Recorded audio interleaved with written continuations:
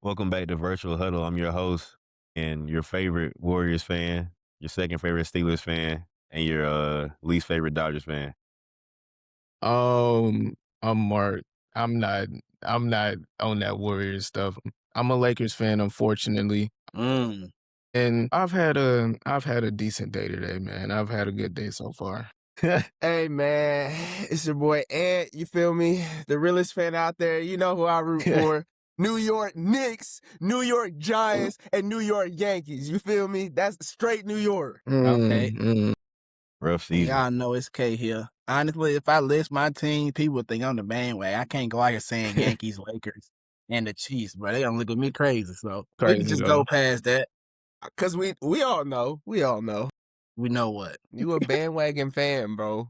That's crazy. You just laid it out for everybody, and then, yeah. The Yankees are not good. Well, I'm not even a Lakers fan. I'm a LeBron fan. So come on. You making us look bad. You making us look bad. the Lakers making themselves look bad. Yeah, we'll we get are. into that, though. Speaking of look bad, how about that Patriots offense? They went out bad in the Super Bowl. The Patriots 3 turnovers. Go ahead. I was saying they had 3 turnovers, that crucial pick 6 to put the nail in the coffin. I mean, it was ugly. But I mean, they look how I expected they would look. I mean, Drake May, he's a young quarterback, but he's just not ready. It's only his first time in the playoffs, and every game he played was subpar, I'd say, to put it nicely. But it's a lot of other things that go into it. The offensive line not good. You got 2 rookies on the left side. We know Will Campbell, he's been getting destroyed all playoffs, but Whoa, hold on. Come on, Ed. Bro. You got an argument to put up? Bro, his MCL. And I get it. I get that because, you know. Bro, come on. Like, injuries are part of the game, though, Ant. They are part of the game. I feel you, but, like, we're not going to act like this man was not playing on one MCL. He wasn't that good before the MCL. Yeah, that's what I'm saying. We not about to do his that, arms bro. are too short, and you can't block anybody. He can't block left tackle. But bro, that's just. I mean, the Patriots looked how y'all thought they would look. The Seahawks defense just that good. I mean, hold on. Yeah. Mike McDonald. What?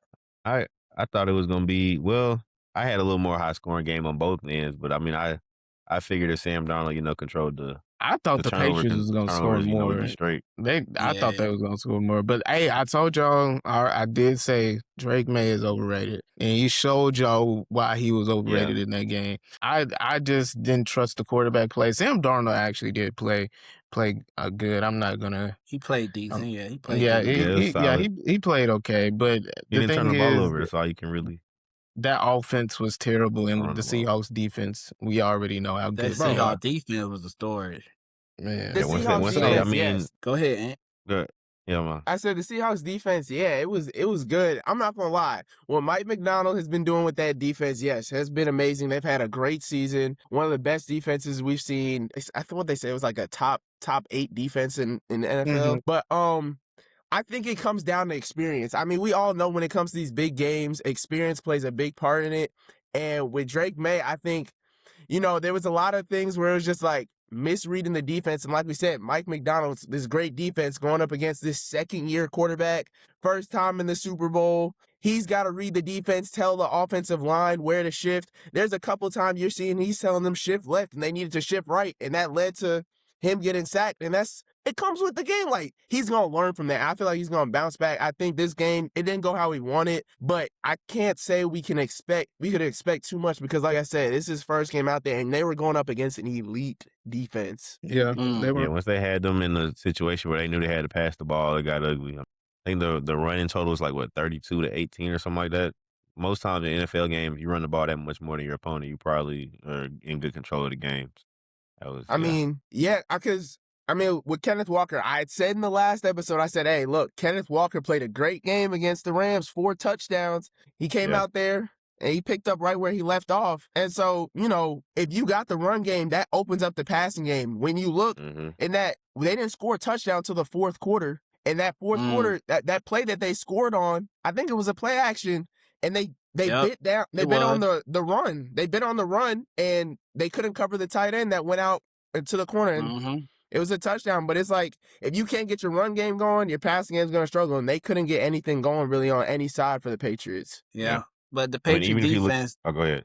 The Patriots defense, they kept them in the game a good bit. They held them to what was that, 3 or 4 field goals? So the Patriots defense, they fought, they did, they tried, but at the end of the day, the Patriots offense they just can't produce. I mean, we've seen this all postseason. They just couldn't produce. And to go off of that, K, I mean, even I remember that play where JSN was kind of open on a broken scramble.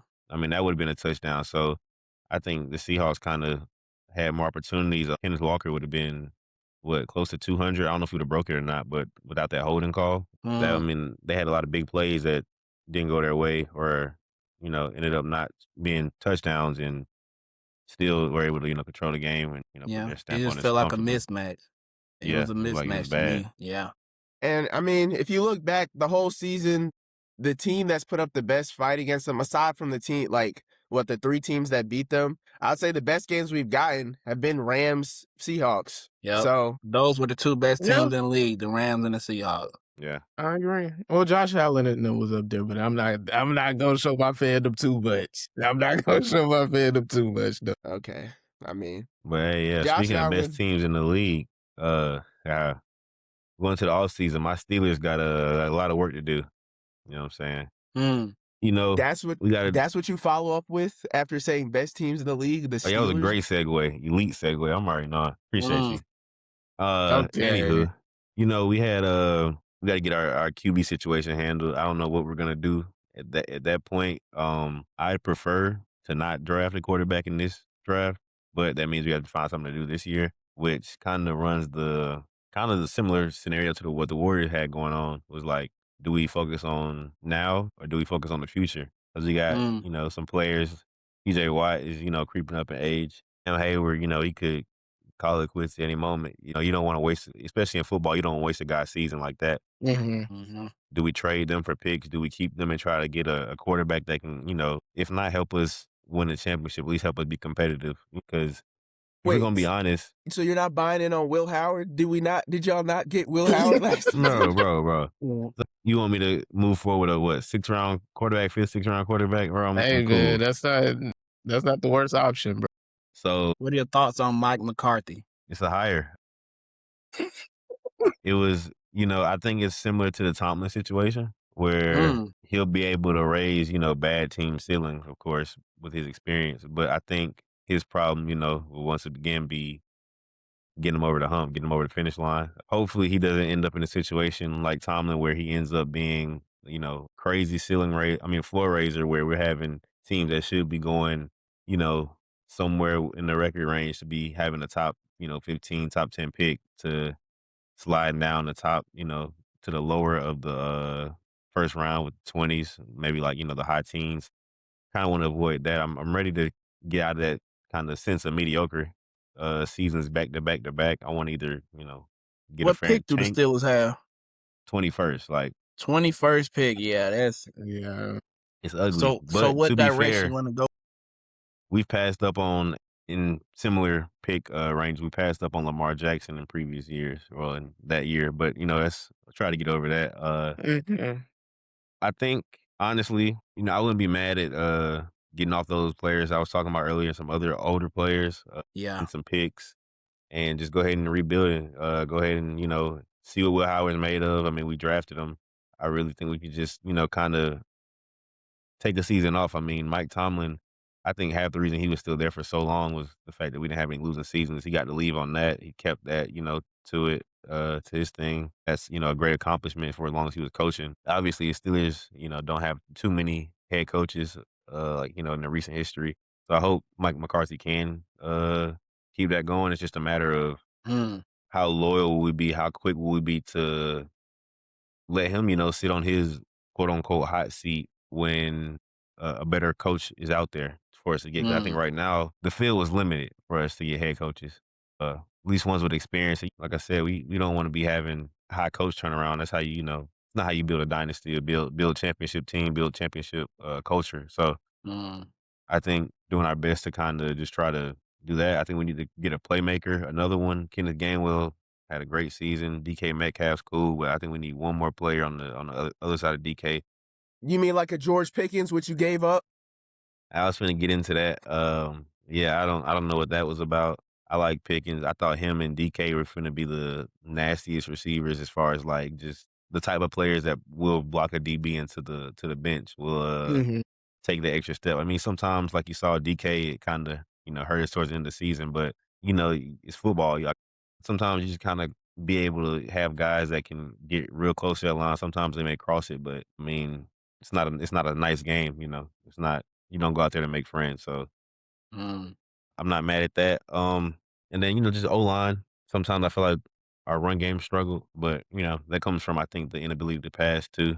But I know you got DK over there, and I can pretty much stare at him with 2 DBs and have somebody watch Kenneth Gainwell if he's out there. I can really commit the rest of my players to the run because we didn't have too many players that really make you miss.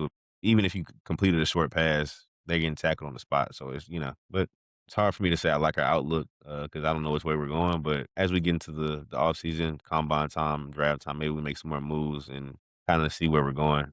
But I do think Mike McCarthy has the potential to kind of pull A-Rod back in. Wouldn't be mad at having him for another year, but if that's the case, I think we keep the guys and then maybe do this whole turnaround thing next year when we have, who the Steelers depending on how defensive the year coordinator? goes. I do not know that off the top of my head. Let me see. Man, dude. I would know the name if I saw it. Patrick Graham. Oh, no, he just got hired. He just got hired. Yeah, he just got hired. That's what I'm. Yeah, Patrick Graham. I never heard of Raiders Patrick D Graham, coordinator. Me either. From the Raiders. I mean, the Raiders were literally. Never mind. I'm not even. That defense. Why you hating that? Why you hating? Go ahead with the Giants. No, that's what I'm saying. Let's talk about a team with a better outlook. Okay. You know what I'm saying? We just hired John Harbaugh as head coach. We hired Denard Wilson as our defensive coordinator, and we got Matt Nagy as our offensive coordinator. You feel me? We're doing a complete, clean house, new coaching staff, which I thought we needed to do for a while now. I like the direction we're taking. I mean, the offense with Matt Nagy, he likes a lot of pre-snap motions. He likes pass-catching running backs. He likes, RPOs, and he likes those explosive deep plays. With that requires what? A better O-line, which we've been needing for years. And that's why I think this draft, our first pick with the 5th pick, we need to get an offensive tackle. Evan Neal.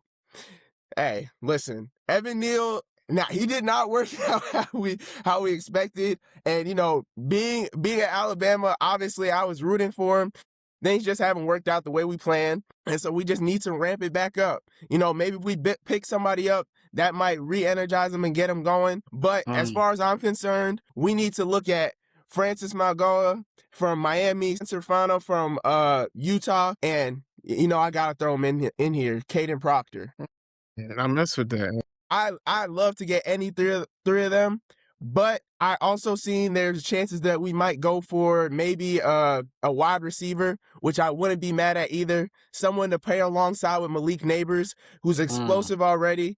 And Wendell Robinson's a free agent. I'm hoping we can sign him again. If we can get him and possibly pair another wide receiver, that's going to open up our game for us, having 2 deep threats and someone for the short routes as well. Like, his game is going to be elevated to make bigger plays with those 2 deep threats out if we get another deep threat out there.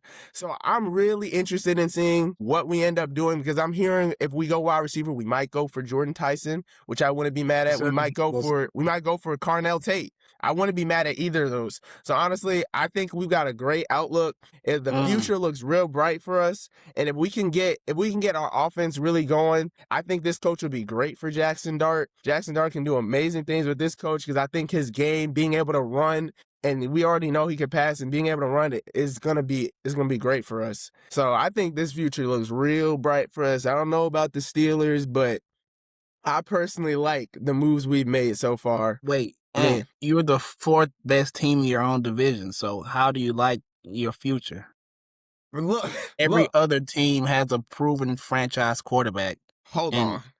You have Jackson Dart. Bro, what do you mean you have Jackson Dart? Do you not see what he was doing? I was just about to ask that, K. I was like, do you he was really giving trust concussed. Jackson Dart? That's what he was doing. Okay. I mean, Matt Nagy, I'm not big on Matt Nagy. Matt Nagy has a called play since when? 2021 with the Bears when he got fired. Yeah. And we know what he did to Mitchell Trubisky. What did he do with Mitchell Trubisky? He turned him into what? A bust? Yeah, he was I a just good don't like quarterback. I don't like the Matt Nagy hire at all. I mean, what do you I mean? would have went. Bro, Mitchell Trubisky had a better season with him. Is Mitchell Trubisky even in the league right now? I think he's somewhere at a backup. He had a good season. He with on the him, Bills though. right now. One good he was the second pick of the draft, and he turned him into a backup quarterback. I'm not a fan of the John Harbaugh hire either. I just think, I mean, this is a guy who couldn't win with the Ravens. He has the most fourth quarter blown leads since 2020. Okay, Doc Rivers. And the Giants had a problem last year blowing leads. And so you bring in John Harbaugh, who is known for blowing leads. This guy couldn't win with Lamar Jackson and Derrick Henry. He couldn't. Missed the playoffs with Lamar Jackson and Derrick Henry. I just don't like this. I don't like the hire. I think the Giants will finish last in the division. And I'll give Harbaugh probably 2 years. I'll give Harbaugh 2 years before he'll probably get canned again. Because Harbaugh, he doesn't really do anything. He's not an offensive coach, and he's not a defensive coach. He's a special teams coach. Did the Giants not learn from Joe Judge? Hey, you know what his special teams are, at all, but the Giants, in my opinion, will be fourth in the division. But one thing I do agree with you with is I do think you should go O-lineman with the 5th pick. Maybe Francis, maybe the guy from Utah. I mean, I don't really know how to evaluate offensive linemen, but the best bet is to give Jackson Dart the best protection he could have. So I agree with that, but you have the Eagles, the Cowboys, and Washington. I just don't like it. I just don't like how the Giants look. I don't like the hire. I give the hire a D, as in dumb. Hopefully for your sake, you can win a few games. Maybe you can steal a game from the Cowboys. Maybe I have the Giants going 5-12. That's before the draft. I think the Giants will go about 5-12. I just don't like. I don't like the staff. You mean to tell me you think we're gonna win one more game than we probably won the last 2 seasons? That's 5 games. Yes, and look at the division you're in. You're in division with the Cowboys, the Eagles, and the Commanders. You don't think the Cowboys will take a step back? 2 division games max. Mind you, we beat the Eagles without Malik Neighbors. Are we forgetting about that game where we beat them? It was just Jackson Dart and Cam Scatterbo, and then we had to play them again, and Cam Scatterbo got hurt. Of course, we were going to lose that game at that point. We lose our star wide receiver and our star running back, and you expect us to do something the rest of the season? Like, come on, bro. That was last year, Ed. The thing about football, he threw out star running back. You don't get to pick up from last year. You start all the way over with the new coaching staff, and now you have Matt Nagy. Matt Nagy is way, way worse than Brian Daboll. He's way, way worse. He's no Brian Daboll. Brian Daboll, you actually should have kept Daboll because he had found the guy that he liked. But that's another story. I'll pass to you, Mark. Me personally, I'm gonna keep mine quick. The fans, y'all gotta help me find a football team. Y'all know my guy is Josh Allen. Unfortunately, Josh Allen looking like the NFL version of James Harden. But me personally, I don't think it's his fault. I think the Bills culture, I really don't like the Bills culture, honestly. We already know the memes going on with one of their wide receivers. So I'm not really a Bills guy. So y'all got to help me find a team.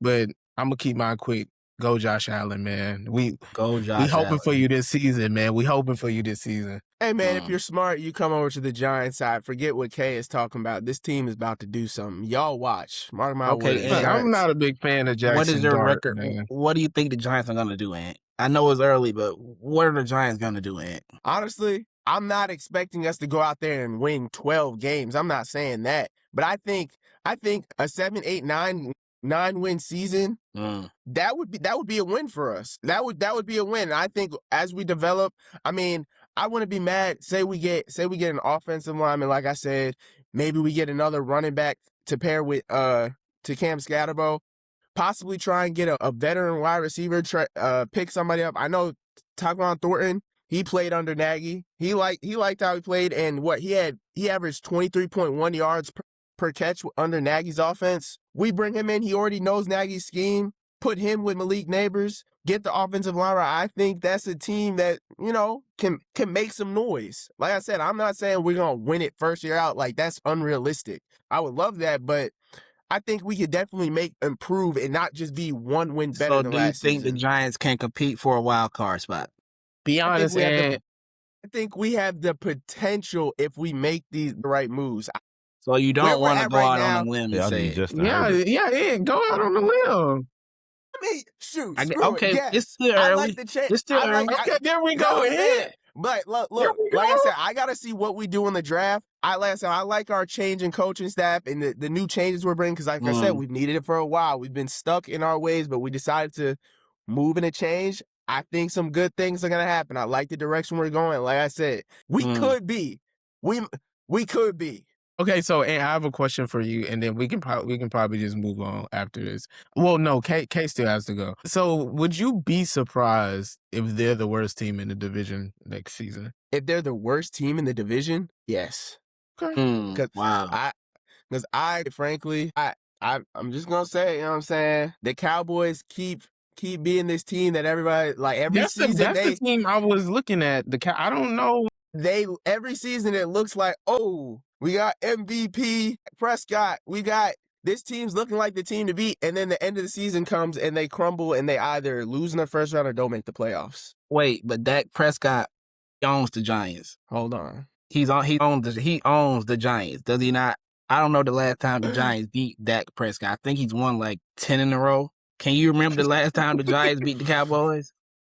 And the Cowboys are what, the second or third best team? Also, I just don't like it. And also, one more thing with y'all. Y'all have to play better away game. Y'all have one of the worst records away. Look, here's my thing.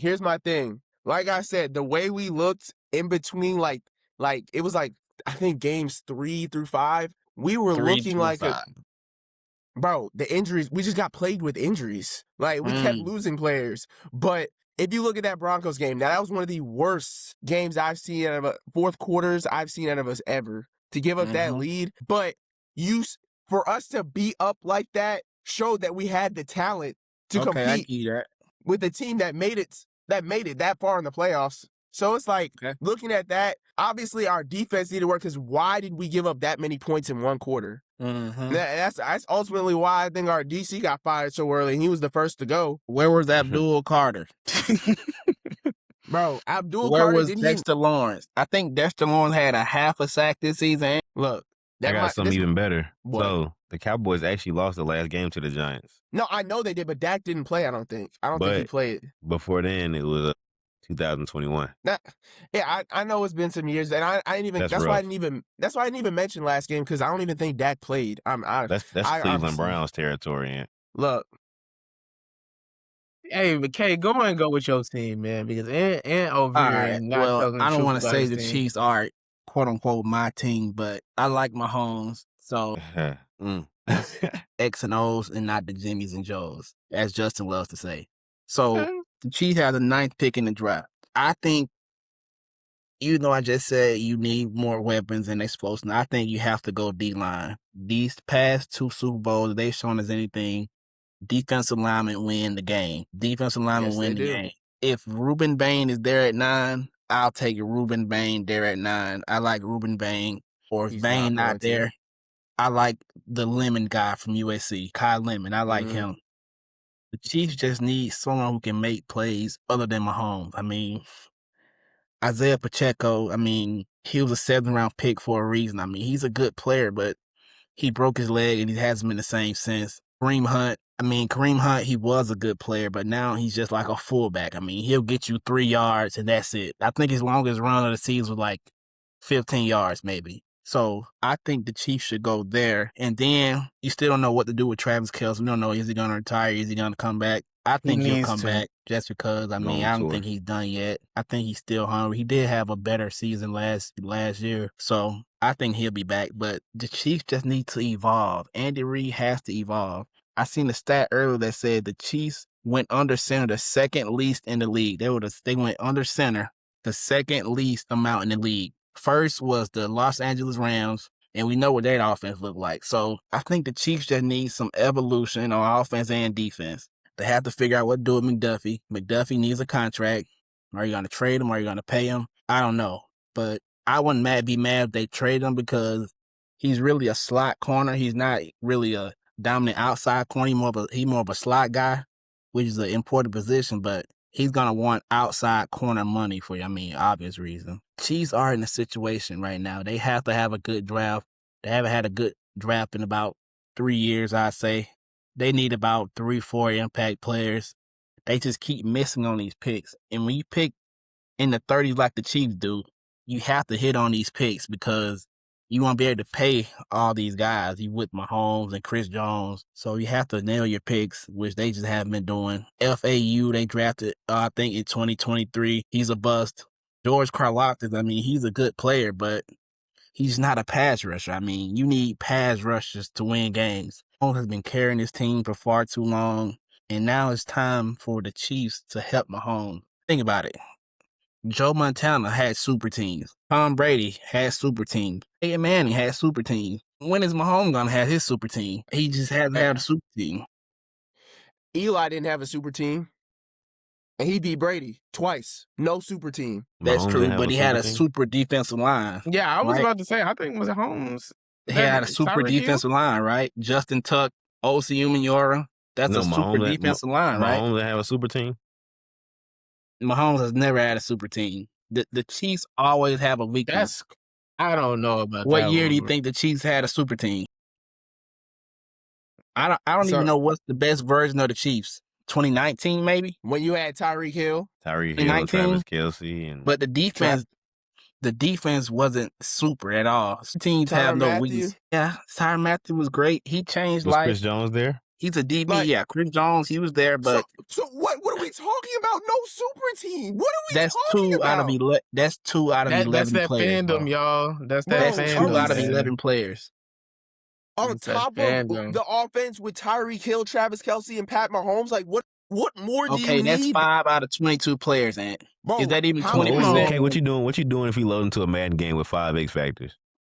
Like, come on. I mean, you load into a Madden game, somebody got 5 X. But we just saw what wins the Super Bowl. The trenches. We just saw that in back-to-back Super Bowls. The Eagles D-line and the Seahawks D-line. Mahomes never had that. He never had it. What else? Look at all the other great QBs. Tom Brady, Joe Montana definitely had super teams. He had like 3 different versions of super team.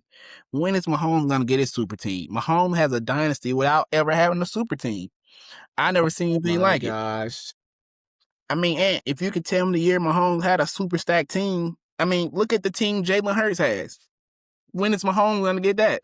I'm serious. Look at all the other QBs who had a dynasty. They were super teams. They were super stacked teams. Mahomes can't catch Brady because Andy Reid can't catch Belichick. That's really what it boils down to. The Chiefs can't draft as good as these other teams draft. And so they can't draft a receiver. They can't draft a defensive lineman. It's bust from Mecole Hardman to Felix Udoka.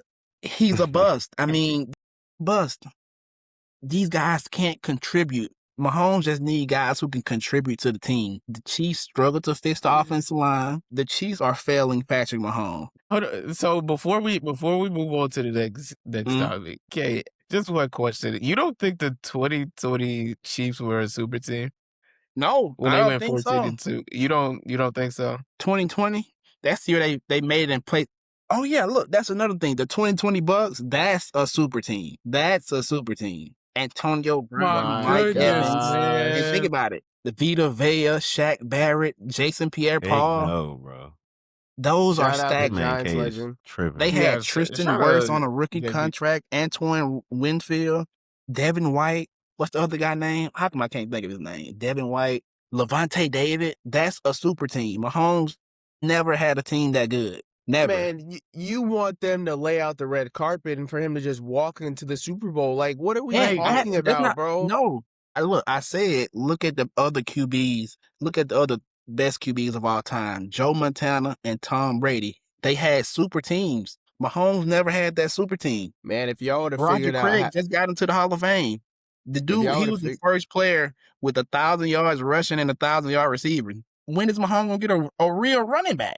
Isaiah Pacheco? Yeah, I will say the running back hasn't been y'all's strongest. Thank you.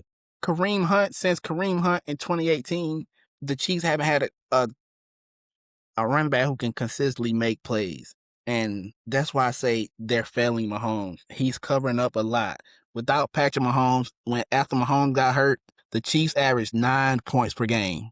9. Which is understandable. He's the system. But I do have like a couple of questions. So Mahomes not having like the best tight end in the league for I don't know how long. Probably Tyreek Hill when he was with the Chiefs. I don't know where you want to rank him. He had a good defense. Like what else? Like what else during those times when he was winning championships? What else did he need while he was winning championships? He needed a defensive line. That's what he needed.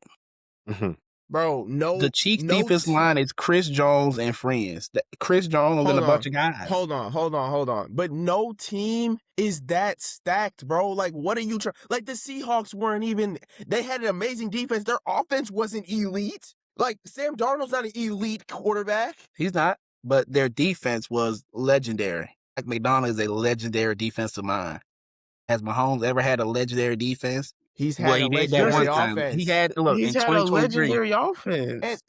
But that's because of him, though. I'm just saying, look, in the post-Tyreek Hill era, Mahomes needs more help. In 2022 and 2023, when they won back-to-back, he didn't even have much help. I mean, Juju Smith-Schuster, Mecole Hardman, Travis Kelce. But Travis Kelce, he's getting old now. Travis Kelce had been in his prime in like 3 years. He ready to get married, 3 years? Are we serious, bro? He's still good, but like a tight end carrying the offense is like you can't count on it every year. And then the offensive line, they can't draft the lineman. They finally got one who fell to them, Josh Simmons. They finally got one, and he disappeared in the middle of the season. He just missed 5 games for personal reasons. I never seen anything like. Never seen Justin, you know what's crazy? I'm hearing all these excuses he's giving him and all this stuff. Where's this for Bryce Young? When we talk about Bryce Young, what is he saying? Y'all kids want to give him all more the excuses. Bryce, wait, you talking about in Carolina? I'm done. When we talked about Bryce Young, when he was with Alabama and having no help and what he had to do with that team, you want to talk about Patrick Mahomes?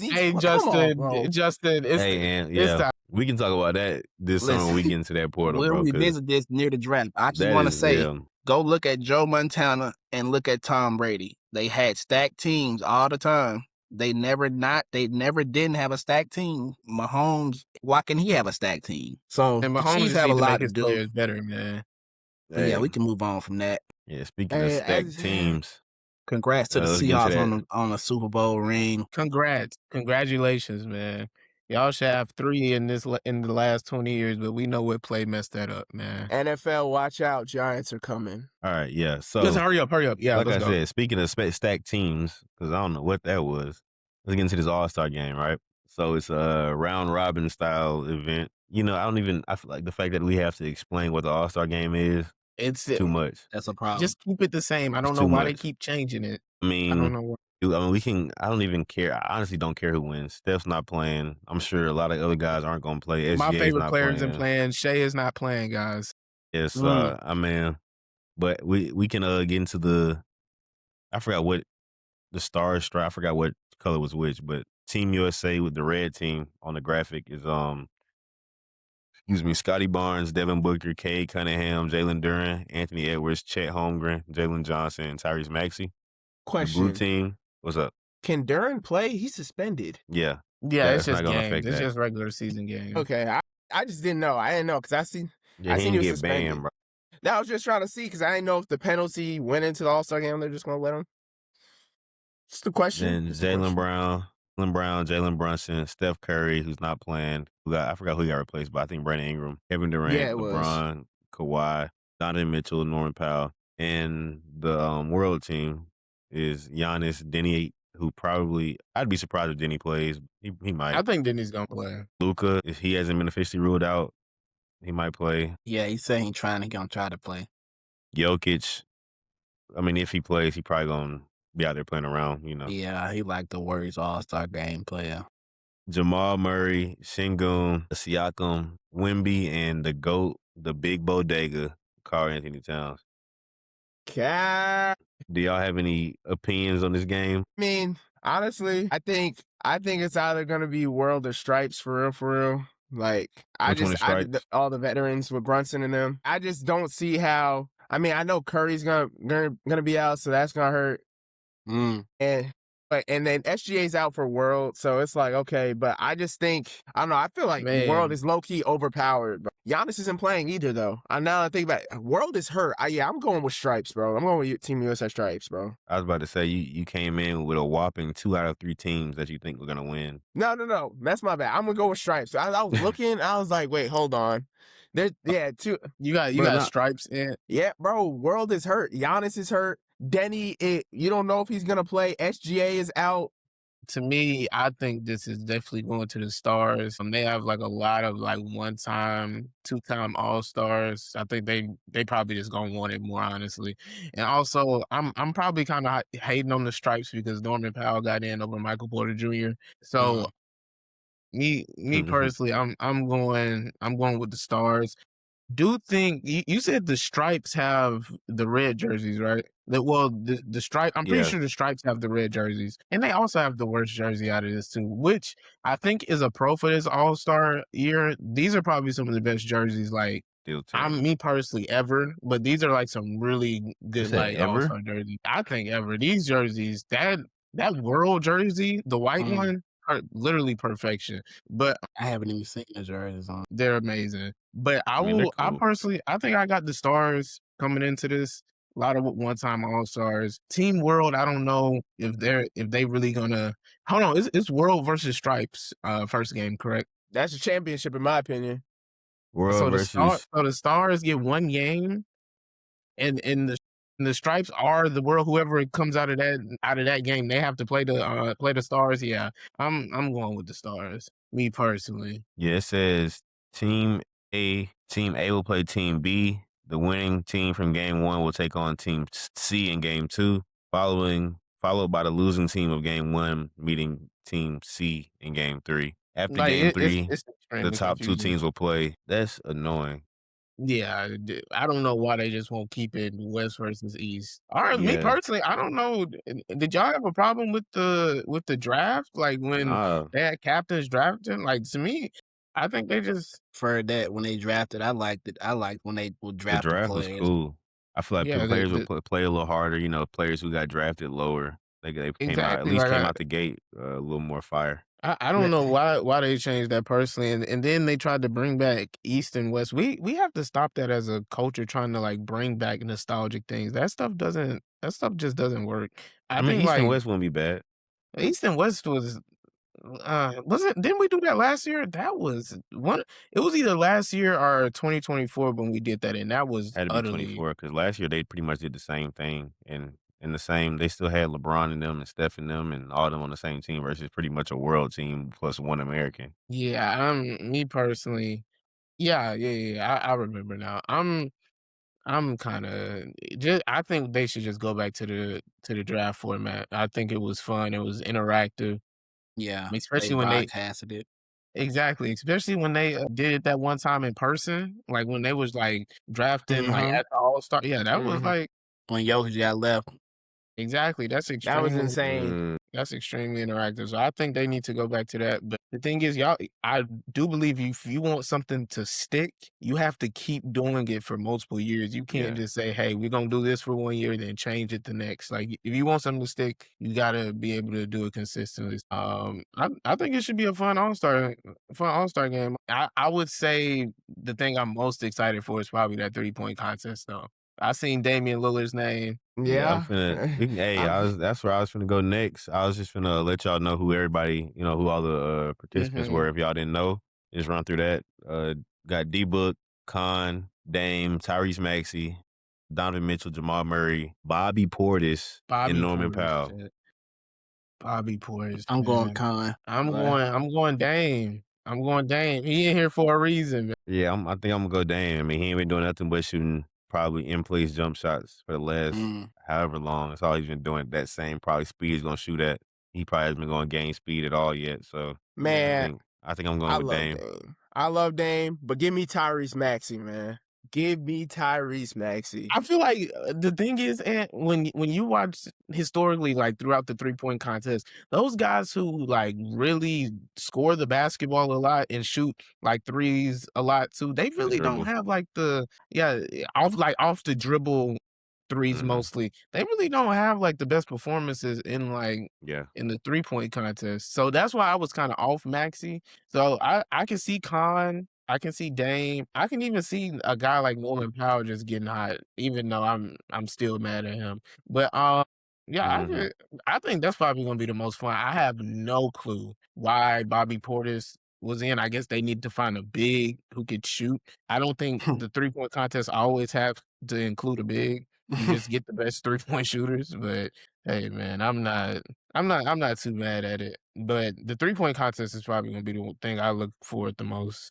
Yeah, everything else is like not much the players care about everything else. Let's not act like Bobby Portis isn't shooting 45% from 3 on 4 threes a game. 4 threes a game. Okay, hey, man. Yeah, 4 threes a game. That's the point, bro.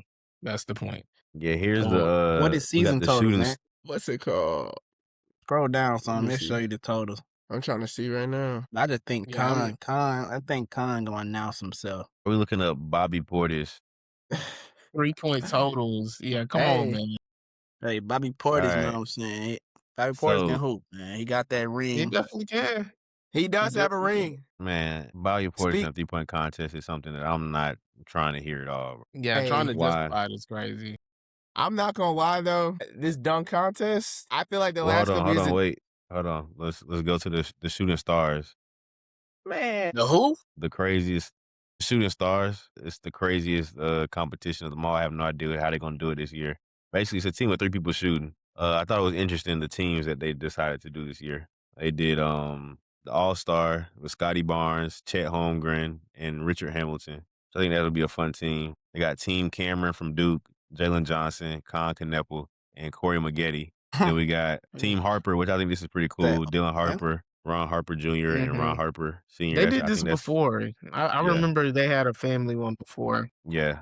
That's pretty cool. And then Team Knicks, Jalen Brunson, Cat, and Allen Houston. Yeah, that's the winning team right there. Yeah, okay. I just really wanted to highlight the Harpers. That was, a cool thing to do. Outside of that, I really don't care about who really wins. If I had to take a guess, I'd say probably Team All-Star for real. Yeah, give me the team with Corey Maggette on it. Are we serious right now? Half-court shot, if they had to take the half-court shot. Are we serious right now? Jalen Brunson, Cat, and Allen Houston, are we really going to sit here and just pass up on them? How old is Allen Houston? Is he like 50? Yeah. Nah. You gonna make a half-court shot in? I think they're not gonna let him probably make it. I like the Knicks too. Towns the only one that's gonna be able to make it. I like the Knicks too. I go with the Knicks. You know what I'm saying? Like, bro, y'all don't stop disrespecting Knicks players. The thing is, going. Did you say you going with the Harpers, Justin? No, I said it was cool, but I'm going with Team All-Star. Oh, okay. I was about to say Ron Harper may be 80. So yeah, I don't. 80 is crazy. 80 is absolutely insane. Yeah, I don't know if we would have picked up. I think I might go. I think I'm going Team Cameron. That's definitely. I think Scotty Barnes is also going to troll for Team All-Stars. You think so? He's a troll type. You see what he be doing on the breakaway layups? Like I think he's a troll.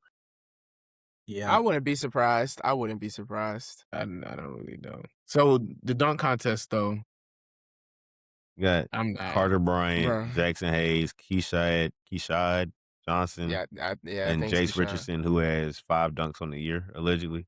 I mean, 5 dunk attempts and 4 dunks total on the year. Hold on, Justin, I don't mean to cut you off right here, bro. Have y'all seen the clips of the dunks from Jace? Yeah. Like just like simple rim grazing. I think they literally put him in there because he's the son of a dunk contest like winner and a dunker. So nobody wants to do the dunk contest though. That's what I'm saying. Like nobody does it now. Like we're never gonna get, ever since Zach LaVine and Aaron Gordon 2 times, we're not gonna get a dunk contest like that ever again. Like I mean, shout out to Mac McClung who's been winning, but like who's been carrying the dunk contest. I understand it though because it's like bro, every dunk we done kind of seen. Yeah, It's with the hard. internet, Like, we done seen it. how athletic can you get? Like, after a certain I think point, when it's you just reward theatrics over like hard dunks, sometimes it kind of deters people from wanting to go do something. Exactly. Like me personally, I think since, for example, like the celebrity thing, if we really wanted to do like a dunk contest, invite some like professional dunkers to like really like put on the show. Like me personally, I done seen basically everything we done seen from like NBA players dunking. Like I don't think, because I actually experienced the Zach LaVine versus Aaron, like I was watching that live. I don't think we'll ever get like an experience like that again. And that's fine. Like that's probably the greatest like duo dunk contest of all time, other than MJ and Dominique. Yeah, I mean they probably telling players not to go get hurt and all types of stuff. So Yeah, so like I'm like, bro, let the like bring out 4 professional dunkers, and then we'll look at that rather than Jaylen Brown jumping over and costing that. Like me personally, I'm not. Like those professional dunkers would go die out there on the court if they had to get their dunk Exactly. off. That's their moment. Yeah, I think they'll be all in. Man. But let's get Yeah, into our I'm just favorite topic. You know, the one and only NCAA college basketball. Had an interesting go around these last couple of weeks. Some big games, some big performances, some missing performances, and some mysterious disappearances. But I think let's start off by if y'all have any team that you think can make a good run, solid run into the tournament, just let me know where y'all at with that. Let me go, because I've been fighting for my life in our personal group chat. First off, I want to bring up. I want to make sure I'm pronouncing his name right. Keaton Wagler, the guard out of Illinois. I'm pretty sure he just had a 34.7 assist night. And the reaction I've seen on the timeline isn't, man, this guy just had 34 points. The reaction is, oh, if y'all draft this guy with a lottery pick, y'all will get fired, instead of actually like praising this kid. I want to just go through like a couple of like his flaws for real. I understand the athletic point. He's not the best athlete. Literally in that game, he came down, he tried to dunk some, and he literally missed because it seemed like he could not get high enough. But I think the one component that people are missing, he is one of the best shooters in college basketball. I'm pretty sure he's on 7 attempts percent, 44% from the 3 as a 6'6" guard. Me personally, I don't even think that's his main position. I really think he's a combo / off guard more than a pure like a point guard. So I think people need to like evaluate him better as a prospect. Honestly, I understand he may not be like the quickest athlete, but I've seen someone like say this on Twitter. He plays at his own pace. I don't think that's more of he's just not athletic. I think it's just he plays at his own pace, which me personally, I love, because my favorite players, Shea and Cade, those are guys who play at their own pace. They're not the quickest, they're not the fastest, most athletic guys, but you cannot stop them because they play at their own pace. So I think with Wagler, people just need to understand what they are watching. He's not gonna be this lead guard for a team. He probably can in the future, but most likely he's probably not. He's gonna be an off guard. Somebody the scariest thing to me personally isn't even the athletic stuff. I think it's mainly the defense. For you to be a 6'6" guard, you're not the best defensively. But the shooting skill, like he probably has like the deepest range other than probably like Michael Brown in the draft. His range is like for real. So me personally, just consume what y'all are watching better. Be a little bit more optimistic on these prospects. I mean, speaking of Michael Brown, did he not just go for like 45, I think, against NC State? He did. I want to ask you a question before you continue. Do you know Michael Brown shooting splits? I know he's shooting 32% from 3 last time I looked. He's shooting 30. I'm pretty sure it's 39% from the field, 20 from 3, and 80 from the free throw line. Like this is for the entire season. So I don't know what's going on with my brother, man. I mean, I'll give you that. But you did also talk about Ken Wagler's 3-point percentage. If we're gonna bring up 3-point percentage, we gotta bring up Iowa State's forward. What's his name? Elon. He's shooting 51% from three on I think almost 8 threes a game. Yeah. That is the most impressive 3-point percentage I've seen. Hey, his splits are nasty. 54, 52, 90. Hey, he's a sniper, but hey, the thing is, he's not gonna be looked at as much. He's a junior. But the thing is, he's shooting the ball at a ridiculous level. Do I think it's real? Probably not. But I mean, Iowa State's what, number 2 right now in the country? They number 4. Number 4 now. Yeah, number 4 now. Yeah. Yeah, Michigan's number 2 right now. My fault. Yeah, they play. Don't they play Kansas? They gotta play Saturday. They play DMP. What's it called? DMP. I think because I know I think they have to play. I think Iowa State has to play Houston coming up. Iowa State plays Kansas on Valentine's Day. Yeah, I think Kansas go to Iowa State. I want to say Kansas. Okay, so I know they play Houston at some point. But if we're gonna talk about Kansas, I'm not gonna lie. I already told y'all before. Kansas, I think, has the best front court in college basketball right now. I can low key agree. I disagree. Hold on. They up there with Florida. I think it's Duke. We can. My God, we can keep it pushing though. So we're really gonna act like Floyd Badunga and Bryson Tiller aren't literally dominating in the paint. Like their defense. I don't see how anytime they play Kansas, the bigs are getting shut down. Like both of them can switch on either big. They both can play defense. I mean, Badunga had 7 blocks one game. I think he's a candidate for Defensive Player of the Year. He's averaging, I think, 3 blocks a game. Yeah, Badunga is amazing defensively. Offensively, has a little bit to be desired, but defensively, he's a monster. To be desired. The thing is, I have a question. Do you think he's the Defensive Player of the Year or Adamara out of Michigan, the 7'4" guy? Because I'm pretty sure he's like leading that right now. Well, every conference has a Defensive Player of the Year on it. Yeah, I'm pretty sure. So he may get it. I'm just not really a big fan of those. That's not my style of center personally. Like the Clint Capella types. That's not my style of center. But I do like Bryson Tiller though. I think if Bryson Tiller stays one more year, I think he can be a for sure, and I mean a for sure top 10 pick. What he did against BYU was amazing. I like Bryson. He has a beautiful jumper. I'm not gonna lie. Like that midi game he's got great touch. And so being able to do that and being able to shoot the 3 here and there, like I'm not saying he's a great 3-point shooter, but you can't leave him open because he'll shoot and he'll probably make it. But I think that front court, their defense and being able to contribute on offense. You say you don't like Badunga's offense because, I know he dunks a lot and all his shots are pretty much at the rim. Yeah. But if teams can't stop that, like the games I've been watching, they can't stop that.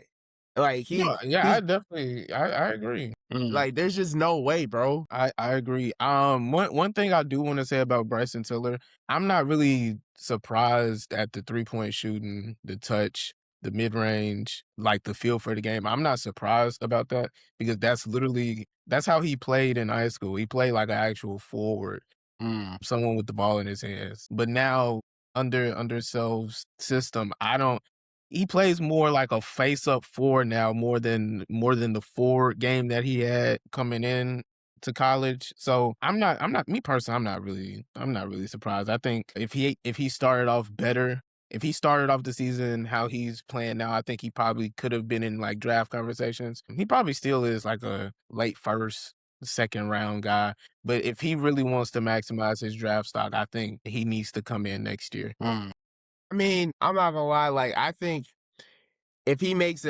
keeps playing the way he's playing and they make a good run in the tournament, I think he can get good draft stock this year. Honestly, I agree. And he against Arizona, the number 1 team, 18-8-2, the number 1 team, and this is without Darren Peterson. You know what I'm saying? So DMP. Oh, okay. We're not gonna do that because I mean, look, Kansas has a great team all around. Like I said, them being able to beat Arizona without Darren Peterson, who's been amazing, then be able to, what's it called? Melvin Council stepping up with Darren Peterson out. That team just looks great. And I think they're the team to beat at this point after beating Arizona. Because let's be real, guys, Arizona is a great team. I mean, Koa Pete, he had a rough game down there because what did he face? Well, like I said, the best front court in college basketball. He went 2 for 11. Well, Koa Pete, we all know Koa Pete just isn't good off. He's just not that good offensively. We all know that. He's just not that guy offensively. Defensively, I think he's amazing. I think a lot to be desired. Yeah, defensively, I think he can honestly switch 1 through 5. And I don't like using the term 1 through 5 like loosely, but he can do it on a possession to possession basis. Offensively, he has to find some type of footing. I don't know. And the crazy thing is, I was kind of high on him coming in. Probably because I played a lot of 2K and he was always high on the draft class boards. But Koa Pete, I don't know what he does in the league because his shooting, his scoring ability, I'm low-key kind of out on Koa Pete, honestly. His game is mostly around the paint, like too, but he's got a midi, and I know most people are gonna be like he's undersized, and that's why his game's not gonna transfer. But I think honestly, I think he can figure it out. Like I think I don't know. He just gotta extend his range a little bit. I feel like because he's not big enough to just stay inside, and he's not really think about it like Zion. Exactly. Zion's not really a shooter. But he's big enough to where kids can't really stop him down there. Yeah, he's dominant. So I think he just needs to get that level of game to be able to play that because Zion's not that tall, but he's still dominant. And if we're going to talk about offense for Arizona, got to mention Braden Burries, that's an elite freshman. He shot the skin off the ball, and at one point I thought he was going to lead Arizona to beating Kansas late in the game. I think it was like a minute left. They're down 6. They come down, score, get a turnover against Kansas. He hits a late 3, which he hit a few threes for them and had, how many points was it? It was like 20, it was like 23 or something like that. I think he had like 23 points or more. And the way he shoots and just looking at his previous games, he's another one of those big guards that you guys need to keep eye on. I know we're talking about Darren Peterson. We can talk about Kingston Flemings. We can talk about Darius Acuff. Braden Burries is the way he's playing, he should be up there in those names. When we think about great guards. So let me get back to. Hold on, before you go, I just wanted to go back on the Koa Pete point with prospects who cannot like shoot the mid range at a high level or the 3 at a high level. One thing I always look at is like their free throw percentage. So like, if you're not that good of a scorer, can you at least like hit the free throw at a respectable level? He shoots the free throw at a 61% rate. That's just not. Like, I don't think he has a good shooting feel or touch at all. Koa Pete? Koa Pete. I'm referring to Koa Pete. 61%. It's like 61% from the free throw line. Usually guys who aren't like the best mid-range shooters or like 3-point shooters, they at least have like a 75, probably low like free throw percentage rate. But I just don't. I'm kind of all out on Koa Pete. But Braden, I like Braden, of course. I like a lot of these prospects in this draft. I just think that Braden is in a class of point guards that are just like better than him. I think Kingston is better. I think Wagler is better. I think Acuff better. I think Mikal Brown is better. And it's like, with how guards are just being like, not thrown around the league, but a guy that was just a top 10 pick, Rob Dillingham, is like struggling to find minutes. And you competing with 4 or 5 other guards in this draft class. Me personally, I just don't know. But one person I do want to highlight, another guy I think who should wait.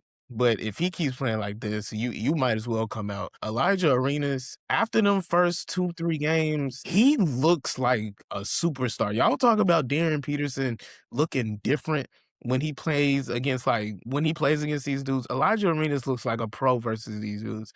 Don't put this kid in the same stratosphere as Peterson. I'm not. I'm not here to say he's. Yeah, I'm not here to say he's. I'll say it, Mark. He is, bro. Elijah Arenas is, I think, probably the most talented offensive player in the draft. You went there. No, I did. That's crazy. I think if he doesn't tear his meniscus coming to the season, I think we're having a very different conversation about where he is in the draft. I mean, a meniscus tear isn't career ending by any means. I'm sure, as long as he took to recover, he took his time. He didn't come out before he was ready and playing well. And if he continues this, like Marcus said, I think he's coming out regardless. I think he's going to be lottery regardless. I don't think you can kind of really, unless his knee is unstable, you can't really pass on him. I think he's a borderline can't miss prospect. I think he has all the tools to lead a team to a championship. I think he'll just be able to, he can score the ball, he can pass the ball. I saw some of his early games, just playing with his teammates, just getting started. He's making passes, just big guard passes where he can see over the defense, and I think that translates to the next level. Are we talking about the same Elijah Arenas who shoots 35% from the floor? Is that the kid we're talking about? Of course we are. Growing, bro, you can't make it in the middle of the season. 27%. You gotta find your spots. Also, okay, 65% from the free throw line. Is that the guy in the same stratosphere as Darren Peterson? Yes. No, are we joking? Look at those first 2-3 games, though. Yes. He's as close to Darren Peterson as I am to Reno, Nevada. And I'm sitting in Alabama right now. Same stratosphere as Darren Peterson. Hold on. Peterson's 3-point percentage is higher than this guy from the floor. Stop it. That's blasphemy. I get that.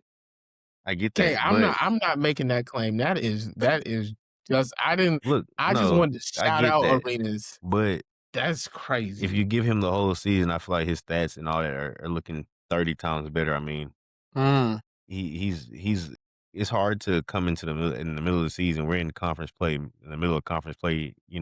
Hard to come in and just go from not coming back from injury to start your season from injury in what, February, January, when he was January when he came back. It's just rough. You got to find your spots. You got to see what's going. He had 7 assists in 6 games. You like that? Yes. Darren Peterson ain't no better though. You got to see what's going on. I mean, you got to watch the game. I think he's not somebody who just kind of stat watch at this point.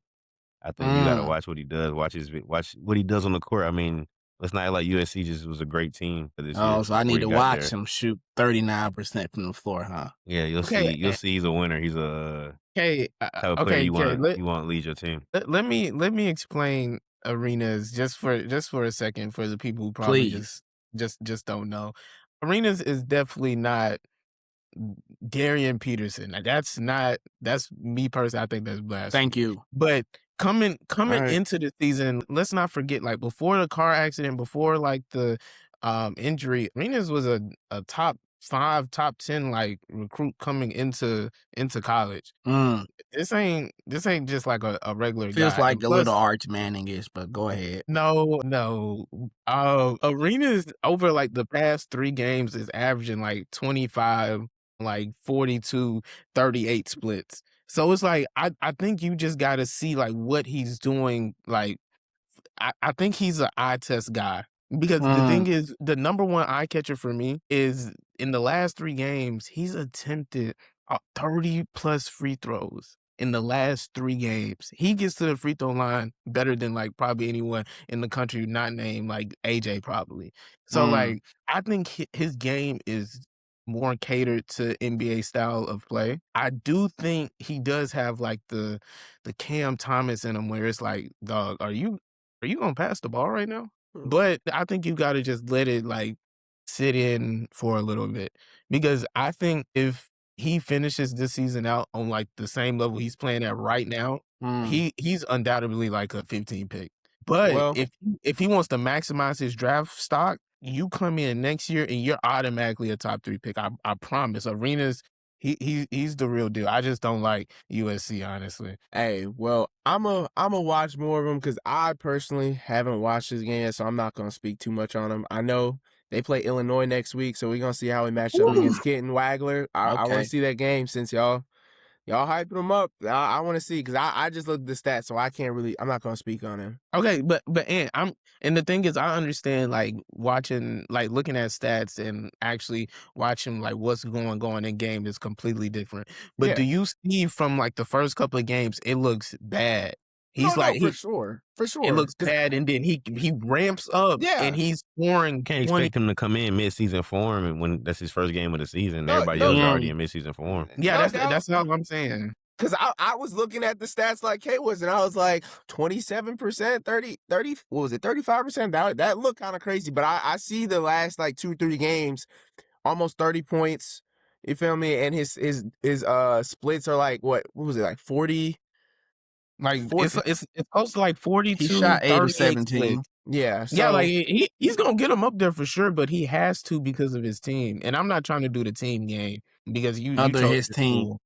Yeah, you chose your school, but the thing is, it's not just his team. I think he does have like tunnel vision at times where he's just like, man, no one else is better than me on this court, so I'm just about to shoot it. So he has Cam Woods though. Cam, bro, stop.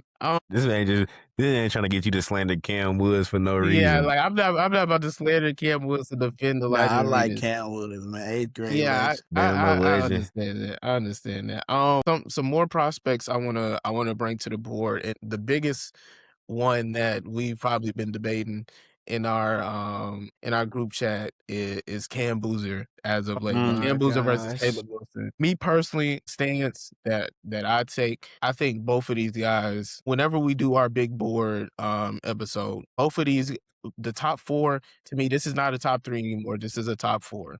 All of them, spoiler alert, are in my tier 1. If you get one of these guys, your franchise is gonna be set, in my personal opinion. Cam Boozer, I think, is your prospect that will automatically, if you draft him, he's going to be a winning player. Will he ever be the number 1 player? Like, will he ever be the best player in the world? Top 5? Probably not. But Cam Boozer, I love the comps of like not play style wise, but just like career wise of like an Al Horford, Kevin Love, someone who stays in the league extremely long. At their prime was probably a top 20, top 15 player in the league. Because you just named 2 guys who could play center a lot.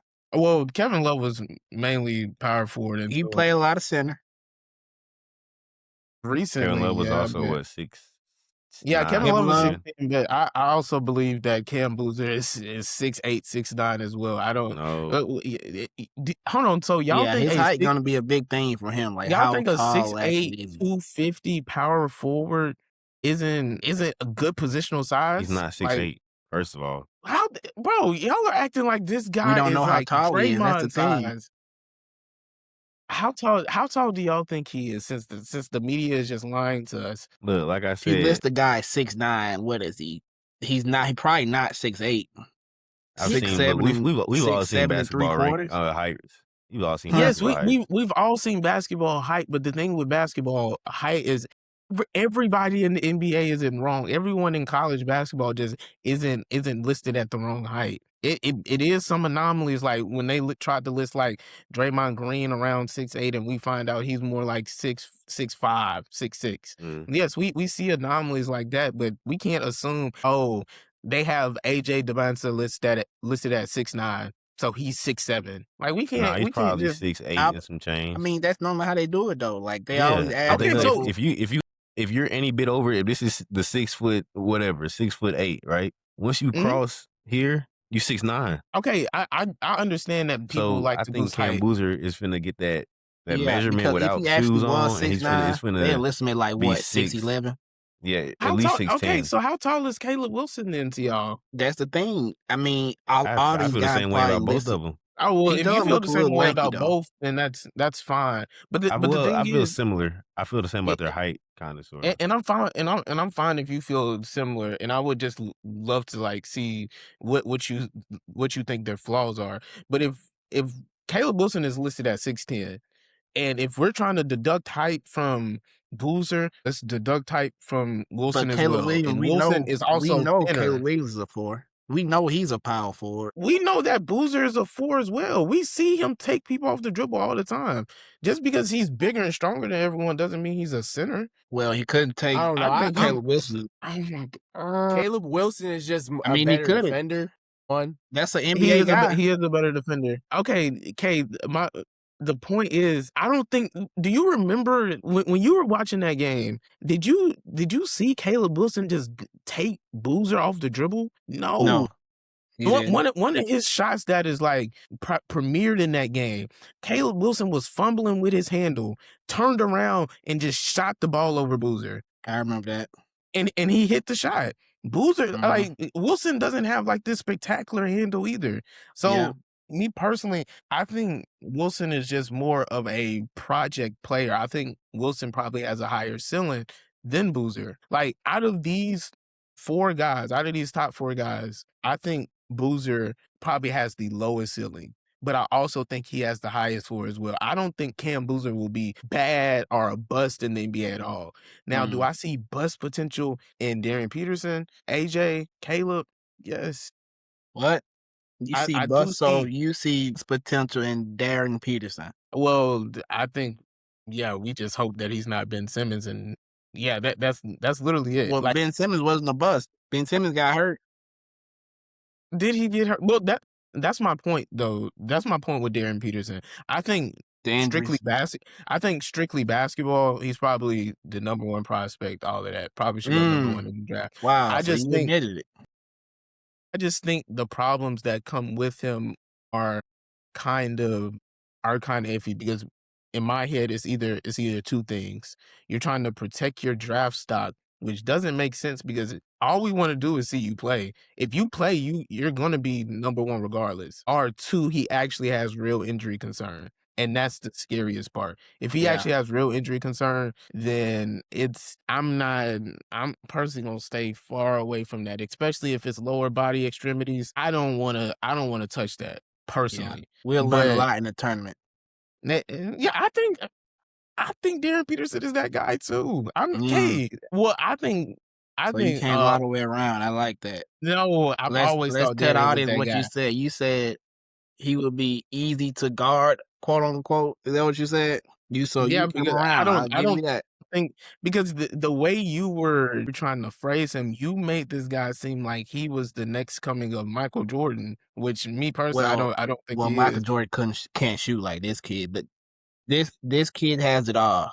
This kid can come off screens. This kid can ISO. This kid always makes the right passes. This kid is the best prospect I've seen in a long time. I want to say this to you. I believe that Darren Peterson is a me personally, I'll throw it out there.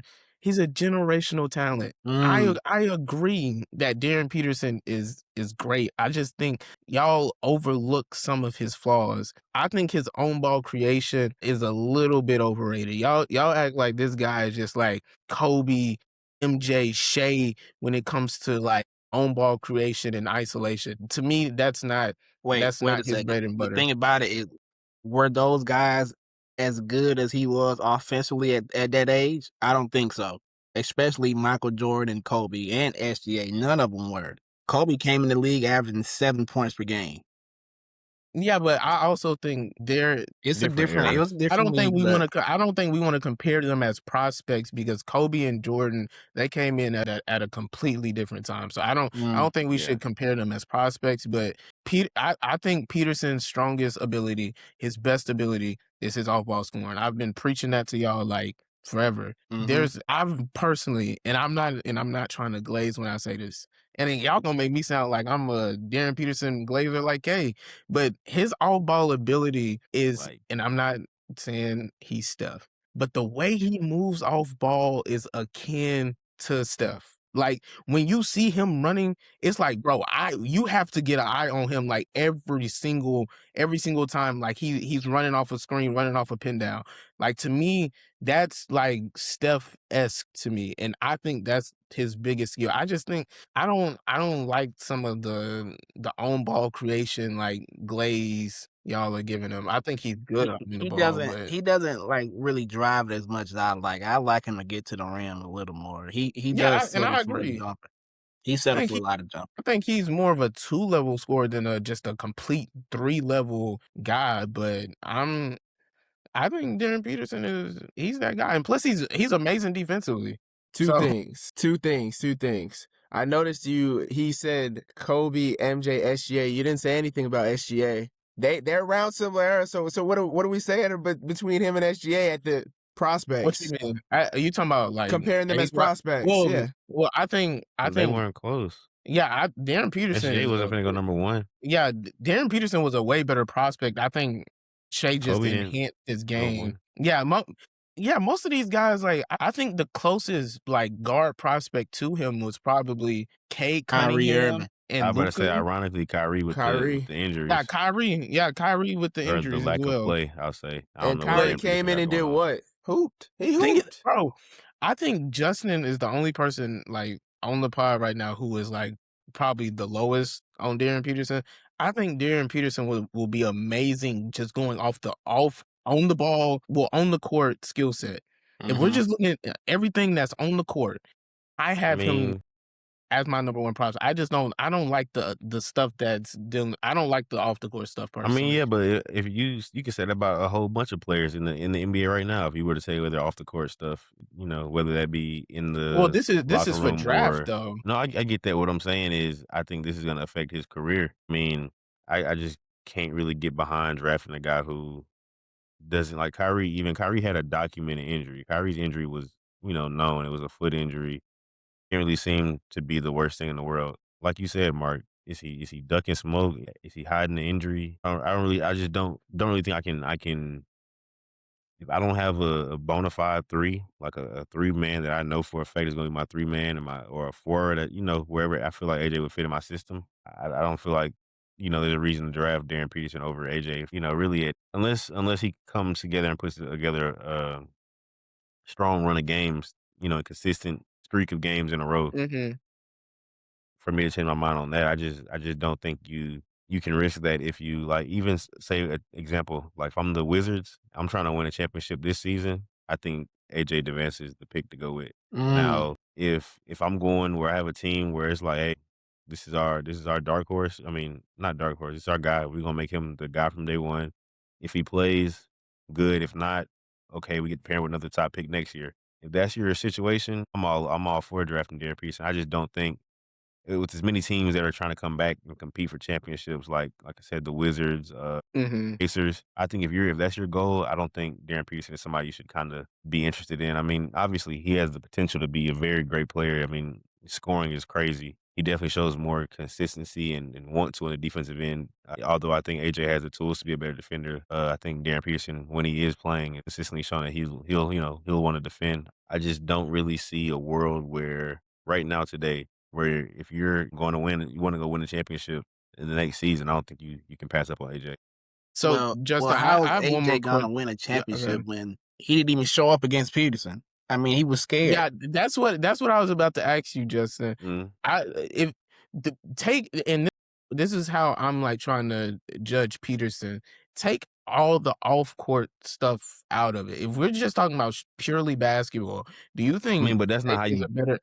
No, how I can I draft. If we understand talking that. about strictly basketball, I think Darren You Peterson is the think more polished person right okay? now to That's have all I wanted to impact right know. now. Yeah, Yes, but I think You hear him? They coming even over the around. course of this, no, I think even over the course of a season, I think if you're trying to win this season, like if I'm the Wizards, if I don't need AJ to come in and score 25 a game for me to win, but I'm going with him over Darren Peterson. I just think he can give more to a team right now outside of scoring than Darren Peterson can. I disagree. Yeah, So I think in terms of just like for example, right, the Pacers. I think y'all like Darren Peterson with the Pacers. I like AJ because I feel like I mean he is another Siakam, of course, to have that position, but I think the way Halliburton, if he comes back moving like he was, and the way people become back from Achilles, I think that's going to be the case. They're going to play fast. They're going to run. I think that fits AJ's play style. He's going to catch the ball in the open floor. They take those long strides, make tough finishes over contact. Kay, you say he don't create separation. I don't think you have to when you can jump to the moon like he can. I think if I get to I my agree. spot and elevate, I think I can. That's an open shot. If you Who can't can block jump to it, the moon? AJ DeBansta. AJ is probably one of the most athletic players in this class. I think that's one of In his terms of probably quick jumps underrated. and how fast he Yeah, can elevate when he gets to his spot, I mean, a lot of times you see guys, by the time they realize he's jumping, it's too late to even contest. Like, he's coming out he loves that spin, post spin. He loves getting to the paint, pump fake, and going up, He especially on loves that to left shoot side. right down the logo, his spot Yeah. right down the logo. And if you can stop him getting to that spot, he looked like he did against Kansas. That's my thing. He can't. I mean, I He think doesn't come part of off that is screens. the lack of talent that surrounds him, though. No, really. I think the fact that you're in a college game where you can have somebody sitting in the paint and in that spot where he wants to get to. And also, I mean, Saunders is cool, but Rob Wright, bro, that was your big Justin, sign. I have a question. I have a question just to counter that point.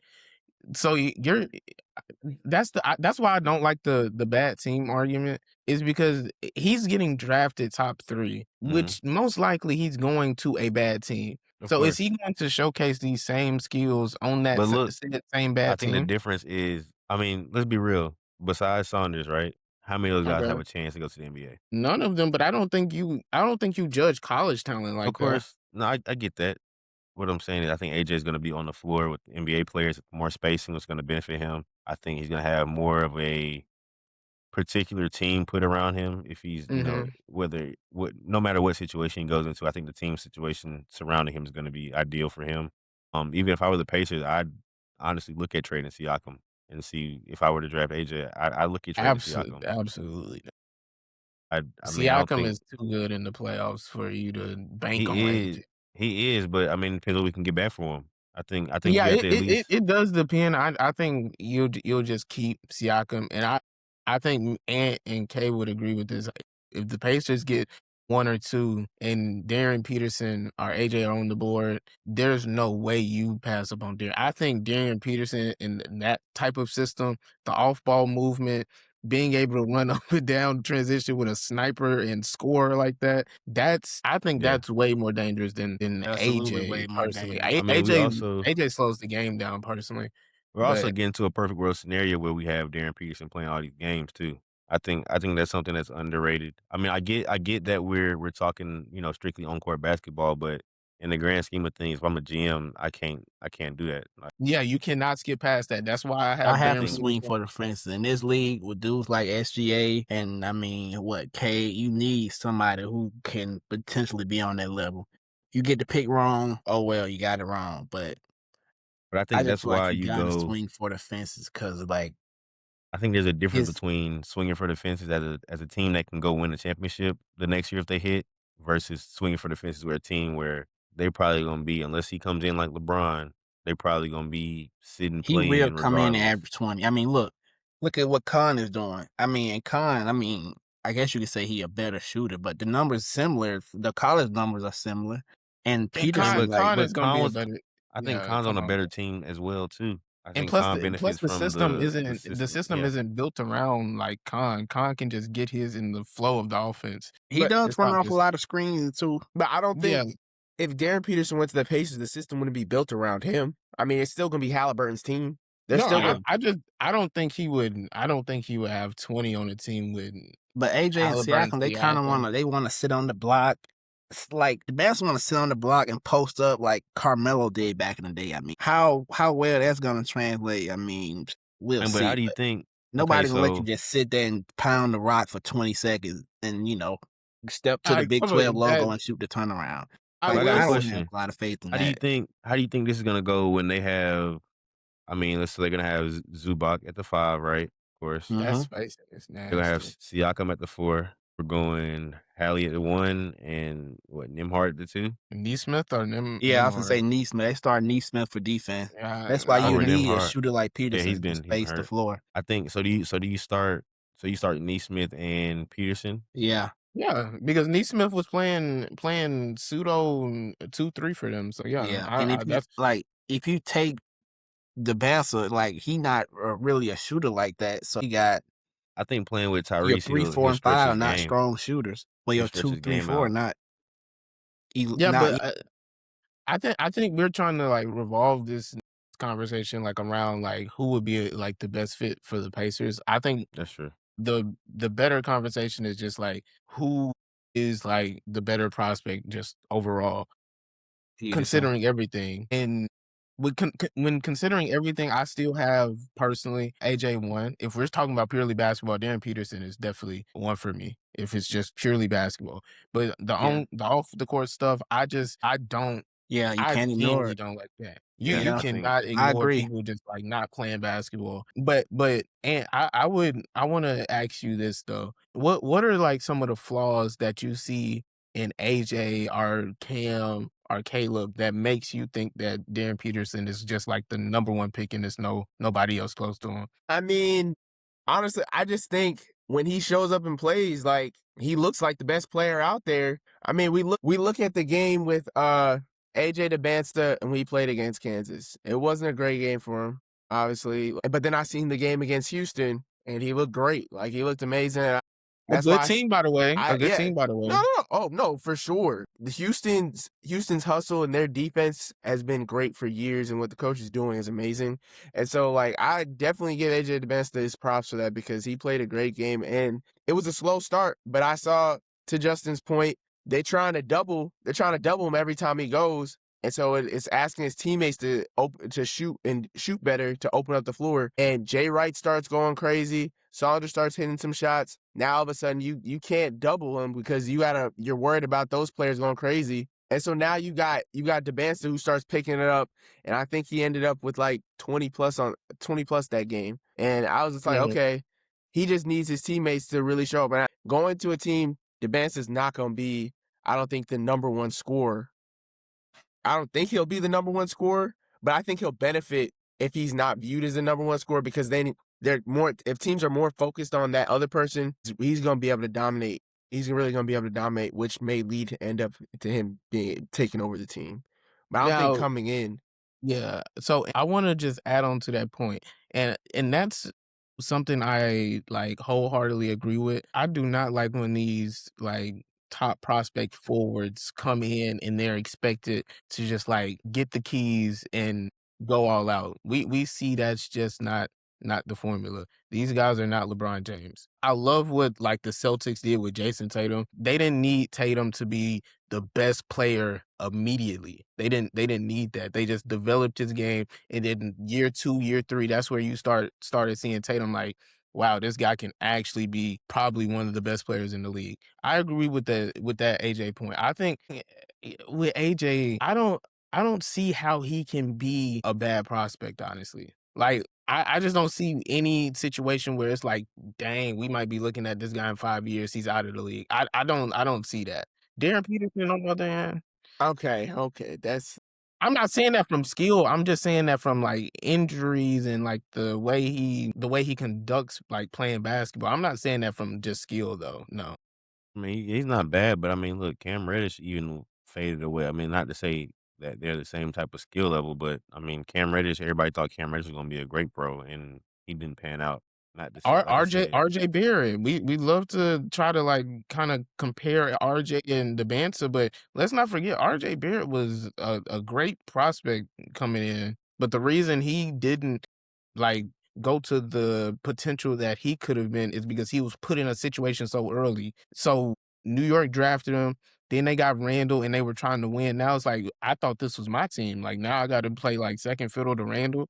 Like you can't give someone the keys and then snatch it from to a guy that's not, no disrespect to Randall, but to a guy that's not worthy of kind of like having my keys like right now. So me personally, hopefully I do agree like the system makes these players. I don't care what type of talent you are. If you get drafted into a bad organization or a bad team, it's not going to look the best for you. Michael Beasley had all the talent in the world and he got drafted to the Heat, which is a great organization, but we already know Miami and the culture that they have down there, like off the court. So like it's all about getting like drafted to like the right situation. Personally, yeah, I think I mean, as far as your other prospects, I just don't really see a world where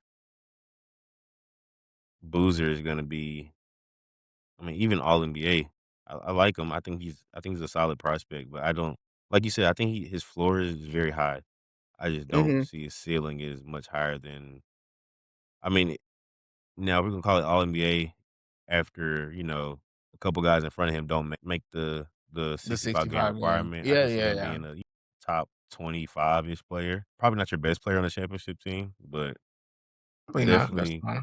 definitely good. I mean, Definitely, he's gonna be a good pro. Like you number said, a 2. long-term player. My question mark for him is, does he fit in a 3 or a 4 position? And I mean, that could depend on the fit of the team he goes to. Like, if they have a big player at a certain position or a small player at a certain position, they could, balance it out and kinda he can fit offensively somewhere, but in a different hole on defense. And then Caleb Wilson, same thing. Just don't know how offensively gifted he'll be. I think he can come in and be an elite defender. His motor is Yeah, huge. I think he'll impact winning for sure. I'd like for him to tune up his offense more to be, at least if he's gonna be the number one guy on the team at some point. I think he needs to at least get to a point where he can get you 20 a game as a number as the highest player. If I'm getting a super max, if that's where we see his career going, I think he needs to be able to score 20 points a game. If he's gonna be a Jaden McDaniels type player where he's if he scores 20, great. If he scores 5, we know That's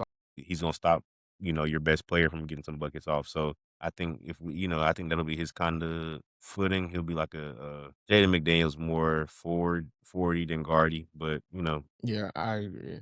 I think they're in different. I think they're in different tiers. I think I have, as far as if I was drafting, I think you can't let either one of those guys fall out of, like, Darren Peterson, AJ. They can't go past number 2. I don't think Caleb Wilson and Cam Boozer can go past 3 and 4. Depending on the team, I would take Boozer. I think the scariest thing though What is team? let me think. I agree. Let me not just say that. Me personally, if I'm the Kings, I'm going with the safest prospect possible. I'm not going Darren Peterson. We already know how we treat prospects over here. Then Mac, we drafted bust after bust. So I'm going like safe as possible. And then when we do hit on a pick, we trade them. So it's like, me personally, I'm going for the safest prospect with some upside. I would go Boozer, followed by like AJ. I probably wouldn't touch Darren Peterson if I'm the Kings. If you're It's the just too many players. if you're the Kings, have they not said what they're looking for is a playmaking guard? Why would you get Boozer if you need a playmaking guard? I'm not okay. I'm not in the Kings front office. I think the Kings front office is personally incompetent. But I'm the thing that's wrong with the Kings is that they're not good at developing talent. That's why they get these guys that are already kind of developed. You see, for example, Keegan Murray. Keegan Murray's best year was his rookie year, and he's been stagnant ever since. Drafting guys like Jimmer Fredette, Ben McLemore, like, they've never had like really good draft success. So me personally, knowing that draft success, I'm going with the safest possible prospect. Now, I'm not saying that I'm taking Cam Boozer over Darren Peterson in any situation. No, but if I'm the Kings, I don't want to touch Darren Peterson because I know what I do with prospects. Name me the recent prospects that have just hit from the Kings. They took Devin Carter. He's barely in the rotation. That was a bad pick. That's my point, though. Like, what? Where? I think so. He turned into a bad pick. Darren Peterson does. The Kings probably. I just don't trust the Kings.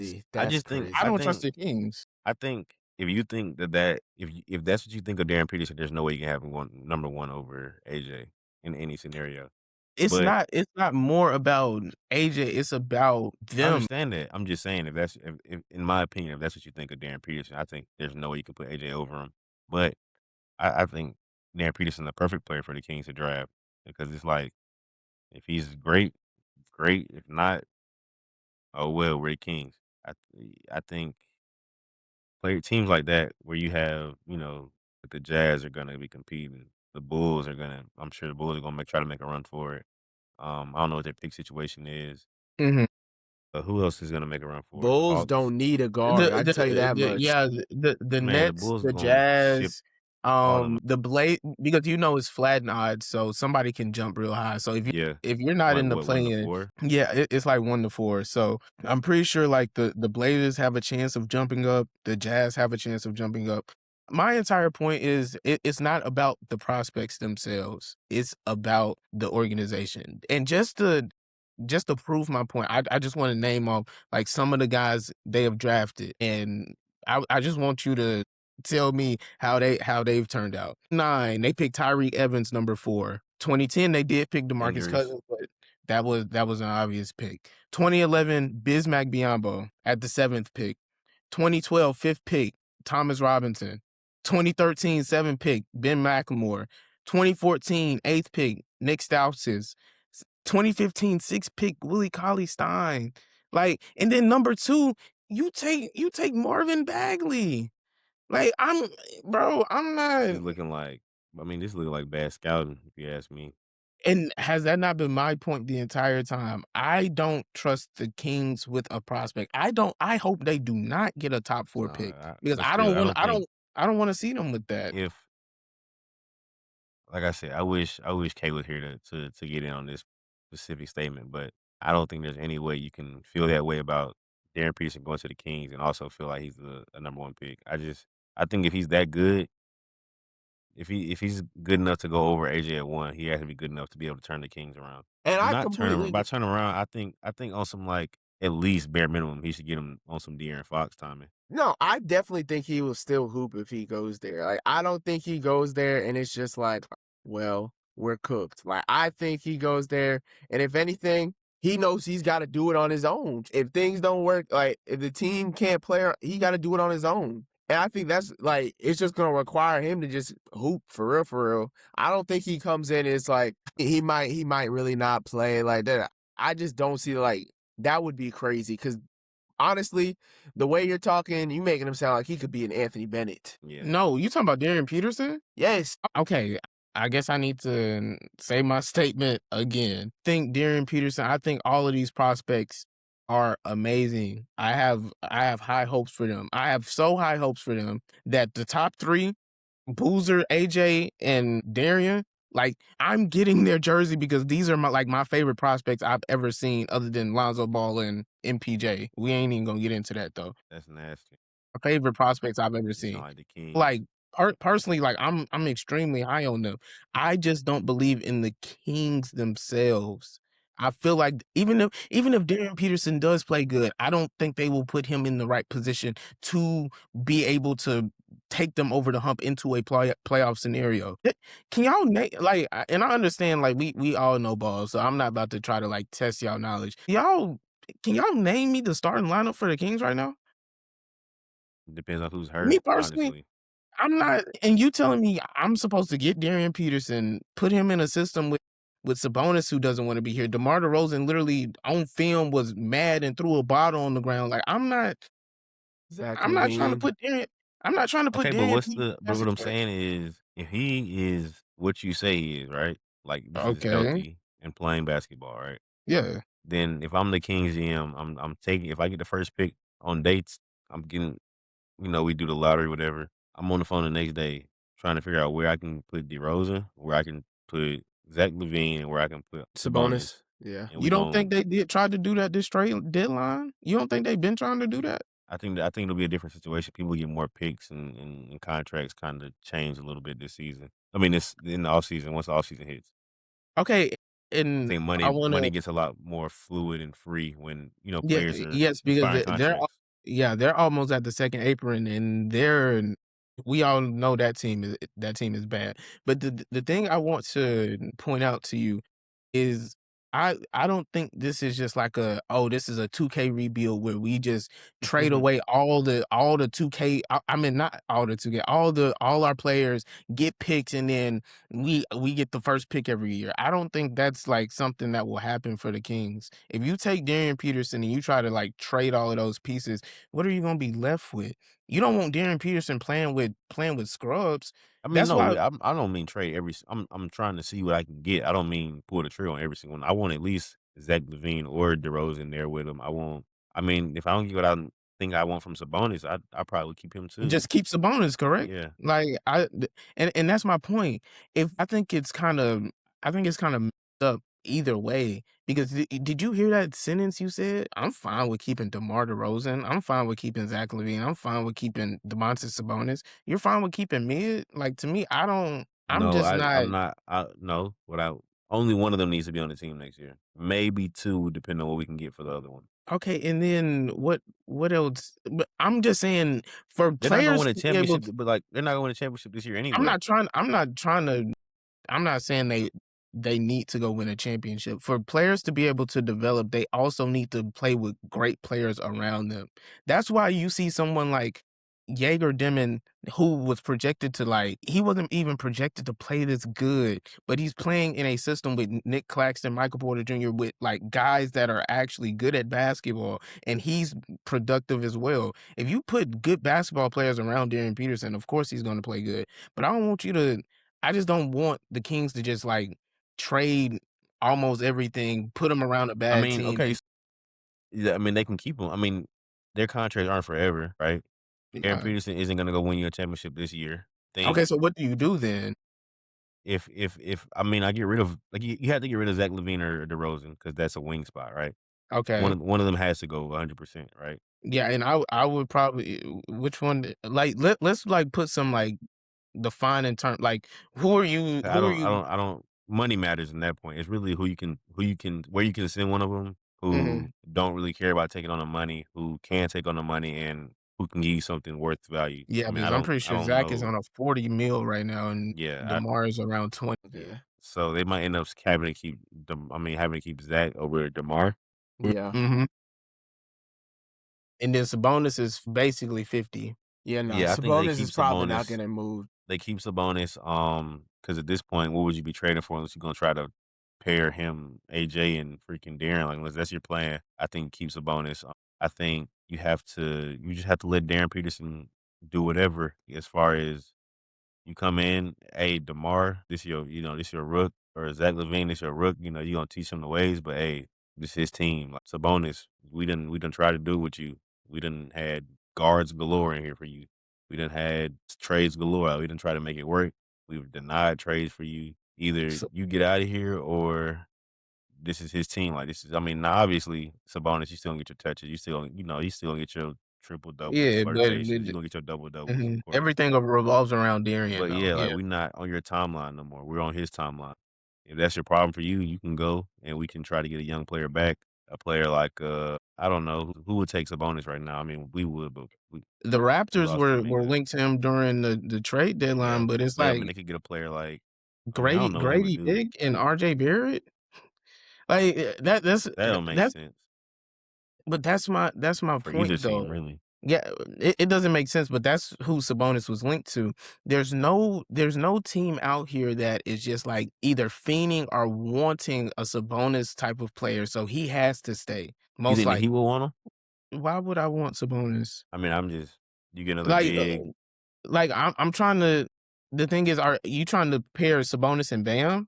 Is that what you're trying to do? Probably. Okay, so that means the money has to match. So that means Hero is probably Hero's definitely gone. Yeah, Hero's definitely gone. No, and the crazy thing is I value Hero as a basketball player right now than over Sabonis. And I'm not saying he's a better basketball player. I'm just saying Hero just projects to be better long term, especially with how the NBA is going. So it's Sabonis has to stay. But I don't think that's a problem for Darren Peterson though. I don't think it's a problem either. It's where do you go? You get rid of. So I think best case scenario, you probably get rid of DeRozan. Get rid of LaVine.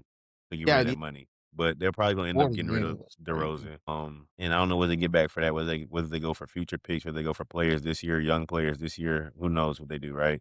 I guess you said, money has to match, and the offseason so much can happen as far as signing trades, and it's crazy. But I think I lost my train of thought real quick.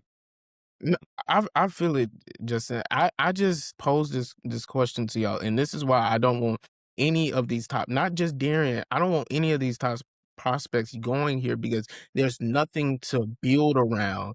Every other tanking team, there's some other star, there's some other young core that I can be a part of. Washington, Brooklyn, Portland, Utah, any other team I can be a part of where it's I have somebody that's going to be here for the next 5 years. The Kings have no one that I can guarantee. They might keep Sabonis for the rest of his career. That's how bleak their future looks to me. But they can make that happen. Make what happen? I think they can. They can move those pieces. I think in this offseason they'll have enough freedom and enough time and enough.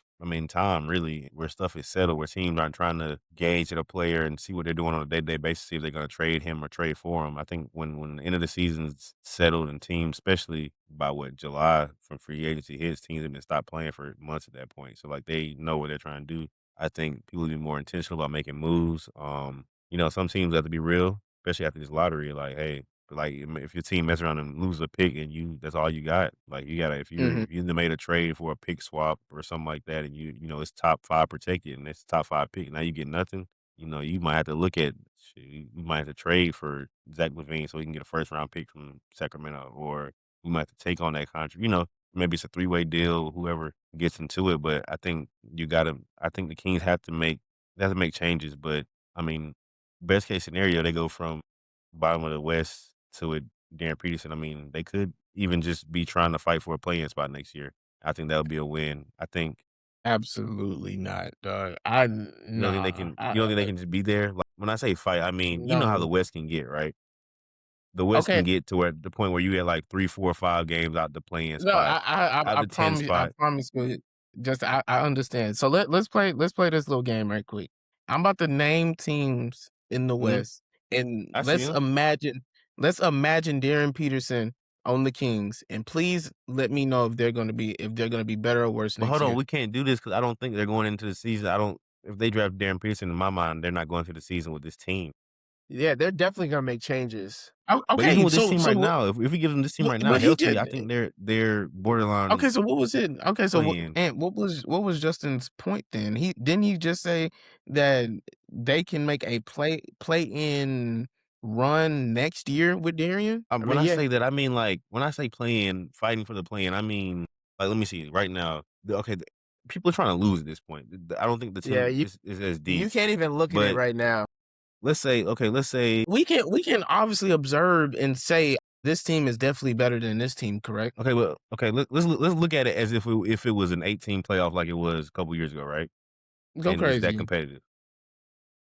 The Trailblazers, even though they're 3 games out the spot, they're fighting, right? They're fighting for a The team. Trailblazers are better than the Kings, and even if they draft Darren Peterson with the same team, the Trailblazers will be better. Like Well, I wasn't that's not talking even. about that. I wouldn't even. That's not why I Oh, named them. But okay. So why did you name them? I named them because I'm saying teams that are fighting for a spot. Like I'd consider like if it was an 18 playoff, the Okay. Trailblazers are in 10th spot, and they're in the 10th spot. They'd be competing for a spot, right? That's what I mean. Okay. Like I mean, if we're gonna look up at probably this point in the season and say, hey, if Uh-huh. the Kings they can hit this number and this number, they'll be looking pretty good for a play-in spot. I So think. yeah, that's probably the thing that I'm missing. Let me and let me. I'll What explain is your why. point? Yeah. I'm Because just trying to see. I think that there's not much that needs to happen for his development and growth. You're saying that you don't think they develop players. I think he's a player that trumps player development because you're gonna have to give him the ball from day one. I think he's gonna be a player that you want to develop around, Mm. unless you have, like I said, unless you're a team like the Wizards who are probably all in with the trade for Anthony Davis, and the Pacers who get their franchise player back next year. Mm, like I would even consider the Hawks trying to win now. So I mean, even going there, I think like you said earlier, I mean, you have to give players time to develop. Like he doesn't need to be on a team that's going to be. I think flirting with the play-in is a good start for his season, especially in the West. I mean, for his career, especially in the West, because he's not going to. Okay, the Pelicans, I think they can be. They're better than the Pelicans, right? Can we agree on What you that? talking about? Like now? Next year, if they draft. I mean, but the Pelicans been hurt. Like, there's so much that happens on the season, so I can't. If we go team by team, we can make an But excuse on that's either side. yeah, I'm not even trying to make the excuse. We're that, and that's kind of like my point. We projected next year that they have Darren Peterson and like this custom roster around them, right? And we're still debating if they will be better than the Pelicans. Like to me, I mean, but you and can. there's But nothing off. we don't There's think nothing that to build off the of. okay. But going to the season, we probably didn't think the Pelicans will be where they're at, right? I still had the Pelicans around 13, 14. When coming into the season, I didn't think the Pelicans were going to be better than many of these teams, honestly. I think people wanted them to be better strictly because they traded their pick, and now they don't. Now they're just about to lose that pick. I think they wanted to be good, but we knew what this team was going to be. Like we I knew mean, that. they're not gonna be winning anything by any means. But 15 wins, I mean, I didn't think they would be that sorry. Mhm. I didn't think I thought they would be better than the Jazz, who I don't see getting much better. They're gonna make like all these teams. None of these teams are really set for next year. I don't think. They I aren't. think the Jazz are set. I think there's Well, a tank epidemic, and it's gonna get ugly for these after the All-Star break because it's probably about 5 teams in each league in each conference that have no interest in winning a single game. and I wanted to talk about that because I'm like, I feel like we haven't seen tanking like this prevalent in the NBA like we're seeing right now. Like, is that just me? Bad. Is that just me, or is it like just real prevalent right now? Like, bro, I've never seen tanking before the All-Star break. That I think we're seeing it more strictly because there's more to pull from. Because if I get a top 4 pick, I'm basically low key winning the draft. So like for example, I definitely think we seen tanking when Wemby was around, but it was like it's just Wemby. It was more respectful though. It was a lot of this stuff is nasty. Like Larry your stars in marketing. the 4th player. Like I'm what Yeah, Laurie had, what like, Larry 30? marketing is doing is nasty, dog. Larry Like 30, and marketing then they is said, "Hey, yeah, nasty. come sit by me." Like what? That's the Somebody yeah, got to do something. I agree. But the So I thing is, think you're seeing it a lot more strictly because there's more like quote unquote generational prospects. I mean, I think even if we go down the, I think the whole lottery could be filled with teams changing picks. I think some obviously have more impact than others, but in the right spot. I mean, even somebody like, I'm higher on him than most, but even somebody like a LeBaron Fallon can come in and impact winning, even if it's just in a 6-man role. Like, it's going to be a lot of players that can come in and hit the ground running. Maybe not be the franchise guy and the lead guy from day one, but can definitely contribute to winning. And I like Michael Brown a lot. Braden Burries, these are all guards I think that maybe have a lot more range as far as how bad to how good they can be. But I think at their peak, obviously, if we go with their perfect potential, there's a lot of guards even outside of the top 5 and top 10 that they have the potential to be explosive players throughout their careers. Most definitely, this is definitely a very talented draft, and probably I've been saying one of the most talented drafts that we've seen in years. Since 2018. Like, we're not just talking about top 3, like you said, top 5 picks. We're looking at players that 15, like 13, 14, 15, 16 can still be really great players. And so there's going to be players that come in next year outside of lottery. There's probably going to be 1 or 2 on first team. Yeah. There's probably going to be 1 on second team. Our talent all across the board is just who can come in and produce and who has the right system. Because I don't know if y'all remember this, but Kyra Lewis from Alabama played his sophomore year at Bama, played his life away. Ended up going to a defensive-minded coach in the Pelicans. Kind of couldn't really get off the bench. When he started to, got hurt and never really recovered from there because Alvarado kind of blossomed into their backup. So it's like, you got to go to the right. The fit is more important than anything. Like, I agree. If I'm an NBA player, if I'm an Ace, like Ace Bailey's agent, I don't get why he was so adamant. I think any player, I want to go somewhere where I'm wanted, right? I want to go somewhere where they're going to build around me. I want to go somewhere where I'm seen as the vision. I don't want to go somewhere where I think I can finesse and be closer to whatever I want. East Coast. No, bro, this is your job. Like, this is the NBA. You got to go somewhere where they're going. If you want to be great, I think you need to go somewhere where they're gonna make you and push you to be great and want you to be great, rather than somewhere that's just convenient for you. Or that's why I love the Jazz, honestly. That's why I like the Jazz. The Jazz, I definitely see next year being a team that's competing. Like, the trades if the Jazz get AJ. If the Jazz get AJ, what does that leave them with? Keontae, Ace, get Laurie out of there. Trade Laurie. AJ, yeah, and then where they have Jaren Jackson. And who's the Walker Kessler. Walker Kessler. Yeah, Kessler. I saw something today. Said him and his camp thing, he's worth well over 25 M's a year. Which I think he's more in the 25. As a center, because he can he shoot a little bit? No, he can shoot. Okay, he can shoot. Yeah, I know he protects the rim. That's premium. Defense. Yeah, defense is his best attribute for sure. Yeah, I know. I don't say if he can, with any kind of jump shot, he's probably. But he might be worth more than that. He just hasn't played this year, so it's hard to. Thinking about it, if you do say you get AJ and you're trading Laurie, now what are you trading for? Because Laurie, I feel like, brings good value to teams. He definitely brings good value. So it's like, what do you think is best fit? What do you think is a good trade for him?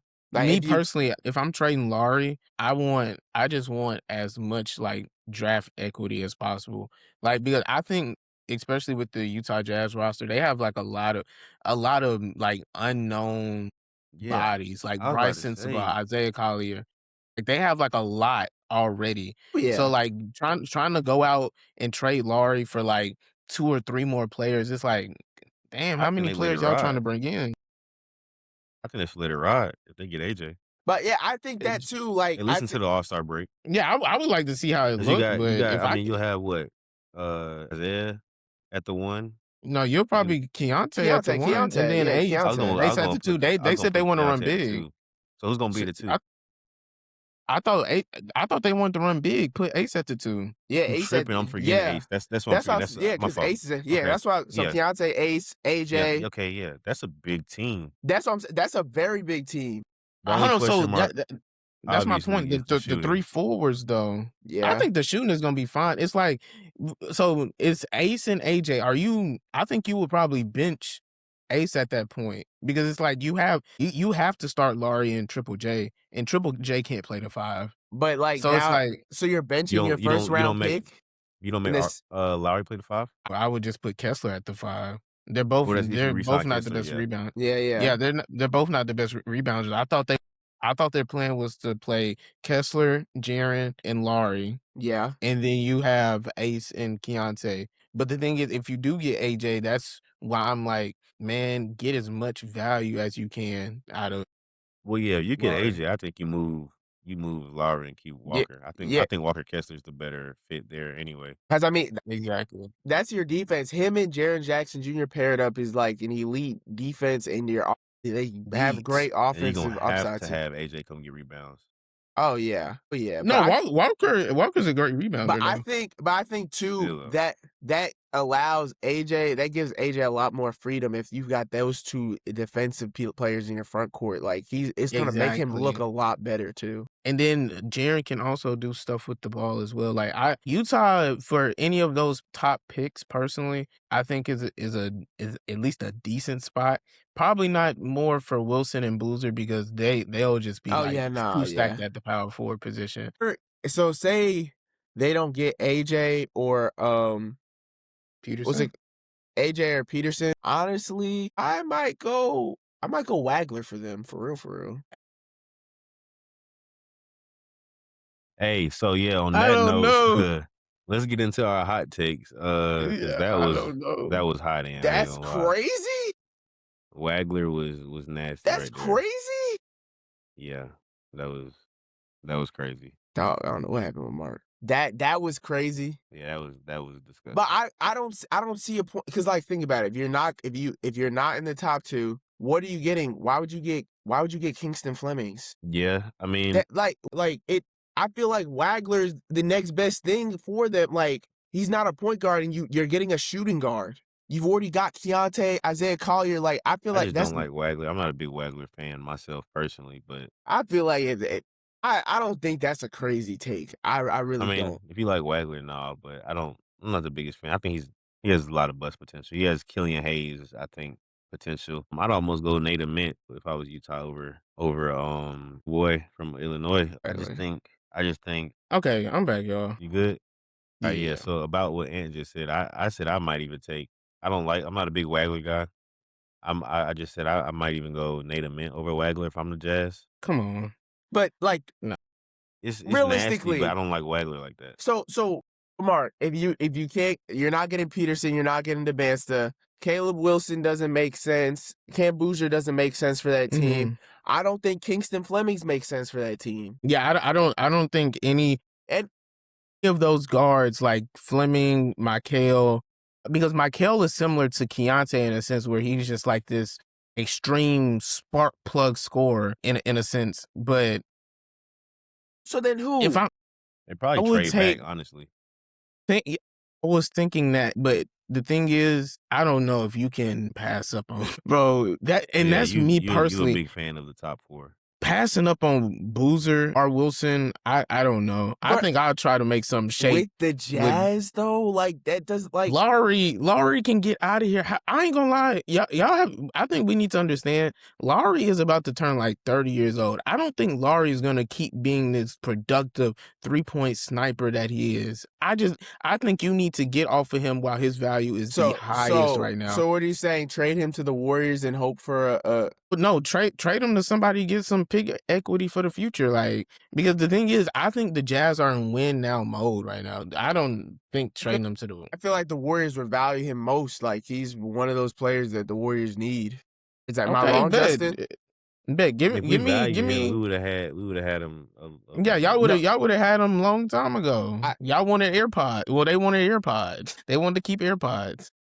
I think they're realizing now with the way things are playing out what they Yeah, need. they should have did that. But back to the Wagler point. Wagler wouldn't be a bad pick. He wouldn't. It just depends on how far you're willing to like trade back.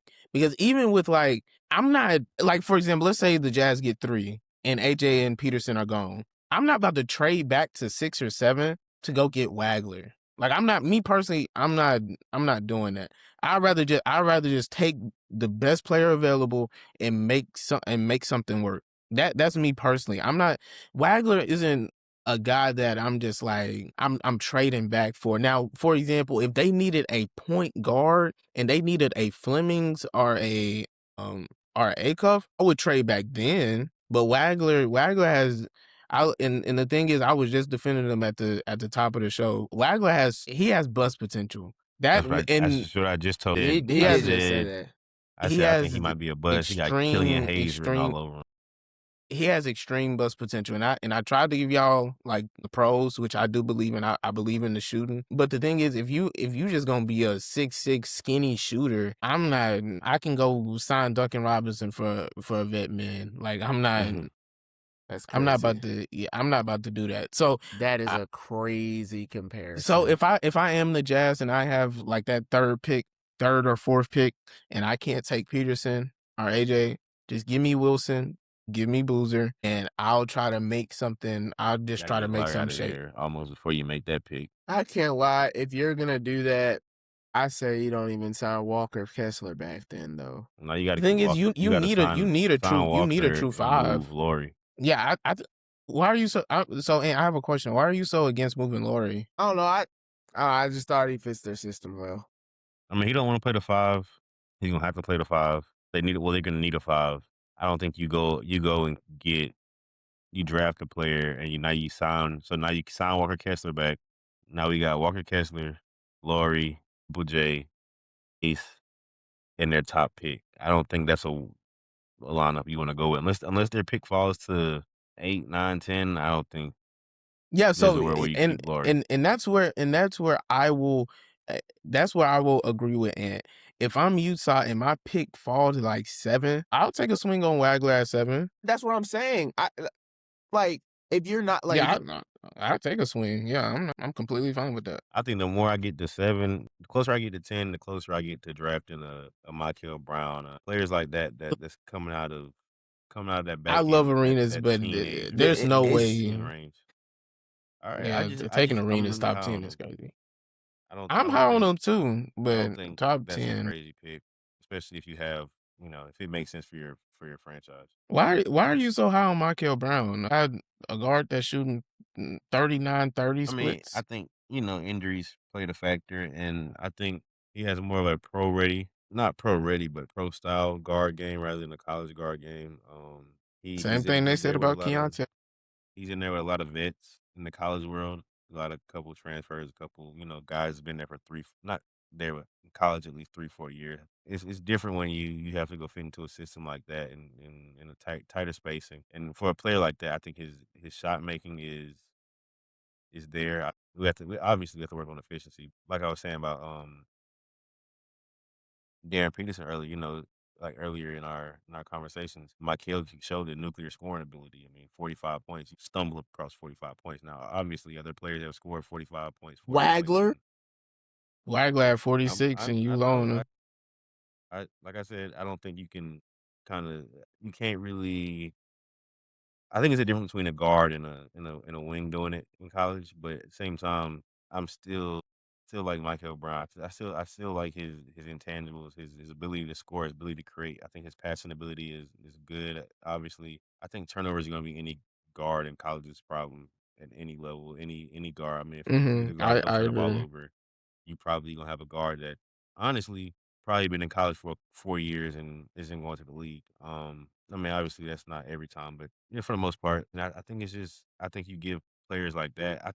It might be a crazy take, but I'm drafting players like that over Wagner. Obviously, and Justin, what pick we have, but mm-hmm. the lower we slide, the more likely I am to say forget Wagner. Yeah, And the thing is, I understand your sentiment with that. I do want to put a little bit of like, and I'm not trying to discredit the 45, but they were already up 20 points going into the half. A lot of those threes that like, he went like 10 for 16 from the three. Like 3 or 4 of them was like 5-6 minutes left, and he's like pulling from half court, which is impressive. I'm not saying it's not, but it's like, dog, you beating up on a team you already beaten by 40. Yeah. Like, I do want to put that in context, and I'm pretty sure with Wagler's 46, it was more of a competitive game at least. Yeah.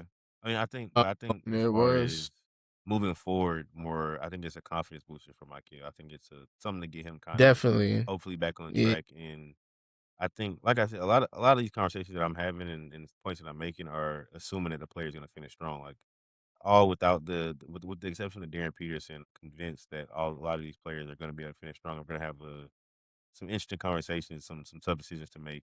Well, not With us, the but exception of some Darren. teams.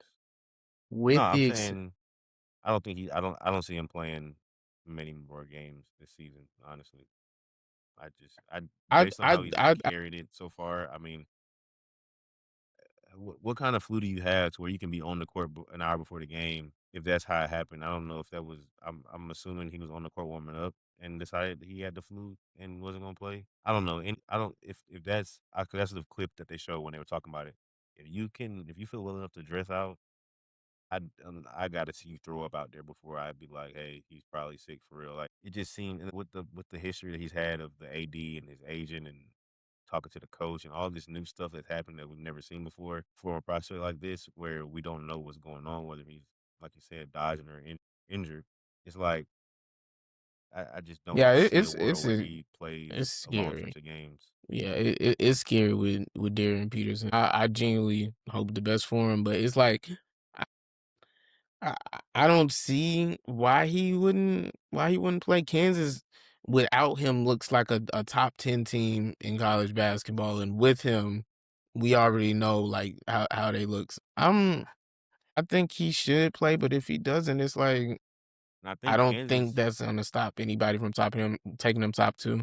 Yeah, So, no, I think he's top two regardless. Still, I think it just becomes what you need and how much faith you have in him going forward, whether you pull the trigger mhm. with him at one or not. I think, but it wouldn't surprise me if Kansas get to a point where they like keep that over there, bro. We just be the number one team. I'm not saying they need to kick him off the team or anything, but I wouldn't be surprised if it came out that he was done for the season because of injury or whatever, and Mhm. it might come out a shutdown Hopefully decision, that but don't it's happen.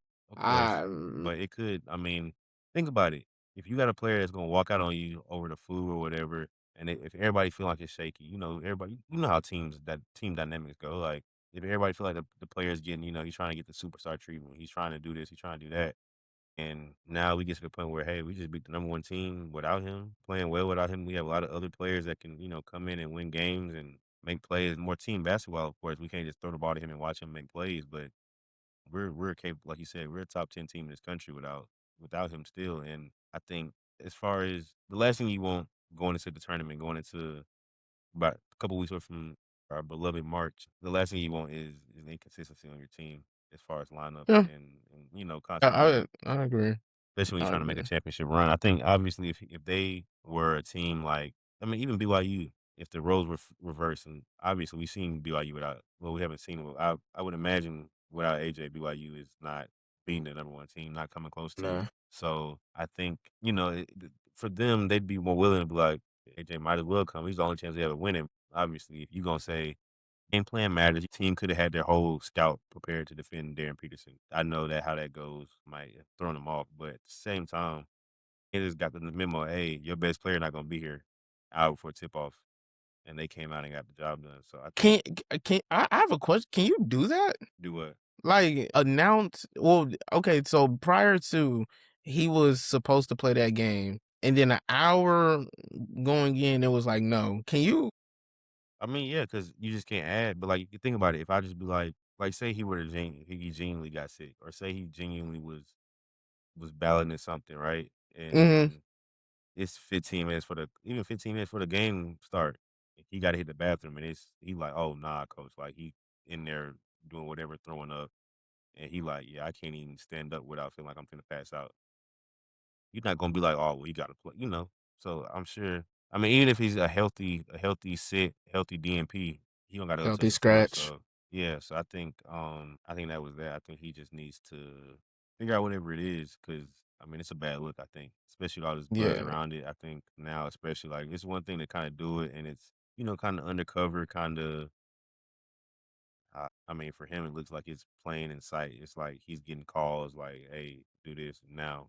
Like he's like he's on Mhm. Impractical Jokers almost. Like certain things, it's like, bro, really? Like you going an hour before the game, you just killed. Now you cramping. Like it's just something always in these big games and these big moments. It's something that's always happening. Yeah, and I think he definitely did, like, good to himself actually playing against your competition in AJ.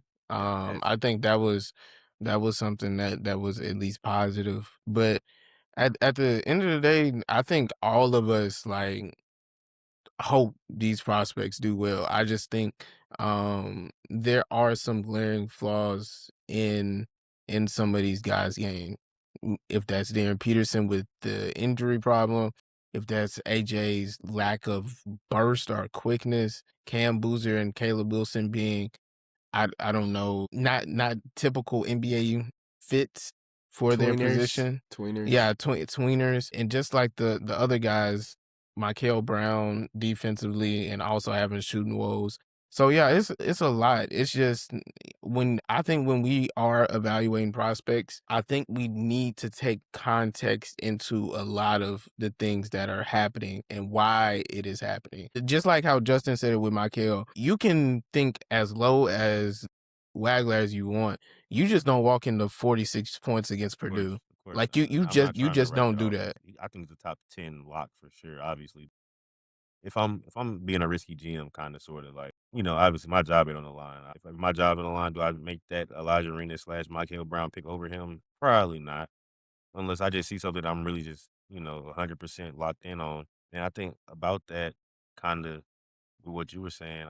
I think, sorry, I think just the way, I guess, you kind of go about it, where players gonna need to, I think, make their name this last stretch, where everybody's kind of up in the air. People are in between. There's players that are having great performances, but at the same time, you're like, I don't really like this about him. I think this last stretch of conference play, conference tournaments, and the NCAA tournament is gonna show you kind of like who got some stuff to him, who's gonna get through adversity and make plays when it counts. I think that's kind of the epitome of how this draft class is gonna be in the league too. Like it's gonna be a matter of who can perform in tough situations, and who eventually becomes a better player. All right, I guess we about 2:30 in. We can skip the hot takes this time and save them for Yeah. another day. Yeah, another episode down. Y'all let us know what y'all think. Y'all say my takes trash. Let me know if Mark is the guru. You know what I'm saying, with his Magic Johnson, Jokic take. You know what I'm saying. Somebody in the comments literally said, "Have y'all ever played sports before?" Yeah, and told And about I that. was like, "Wow." Back in the thing. Hey, I'm not gonna lie. That was I don't know if they was trying to be funny. I was like, whoa, do I not look Yeah, athletic? I was like, come on, chat. Oh, Glaze. Let's go and end the show. Yeah, he Yeah, I'm was about to say glazing we himself. tripping. Yeah, Yeah, Like, do I come not on, look? bro. Do I not look Come on, athletic? All right, but yeah. that's crazy, bro.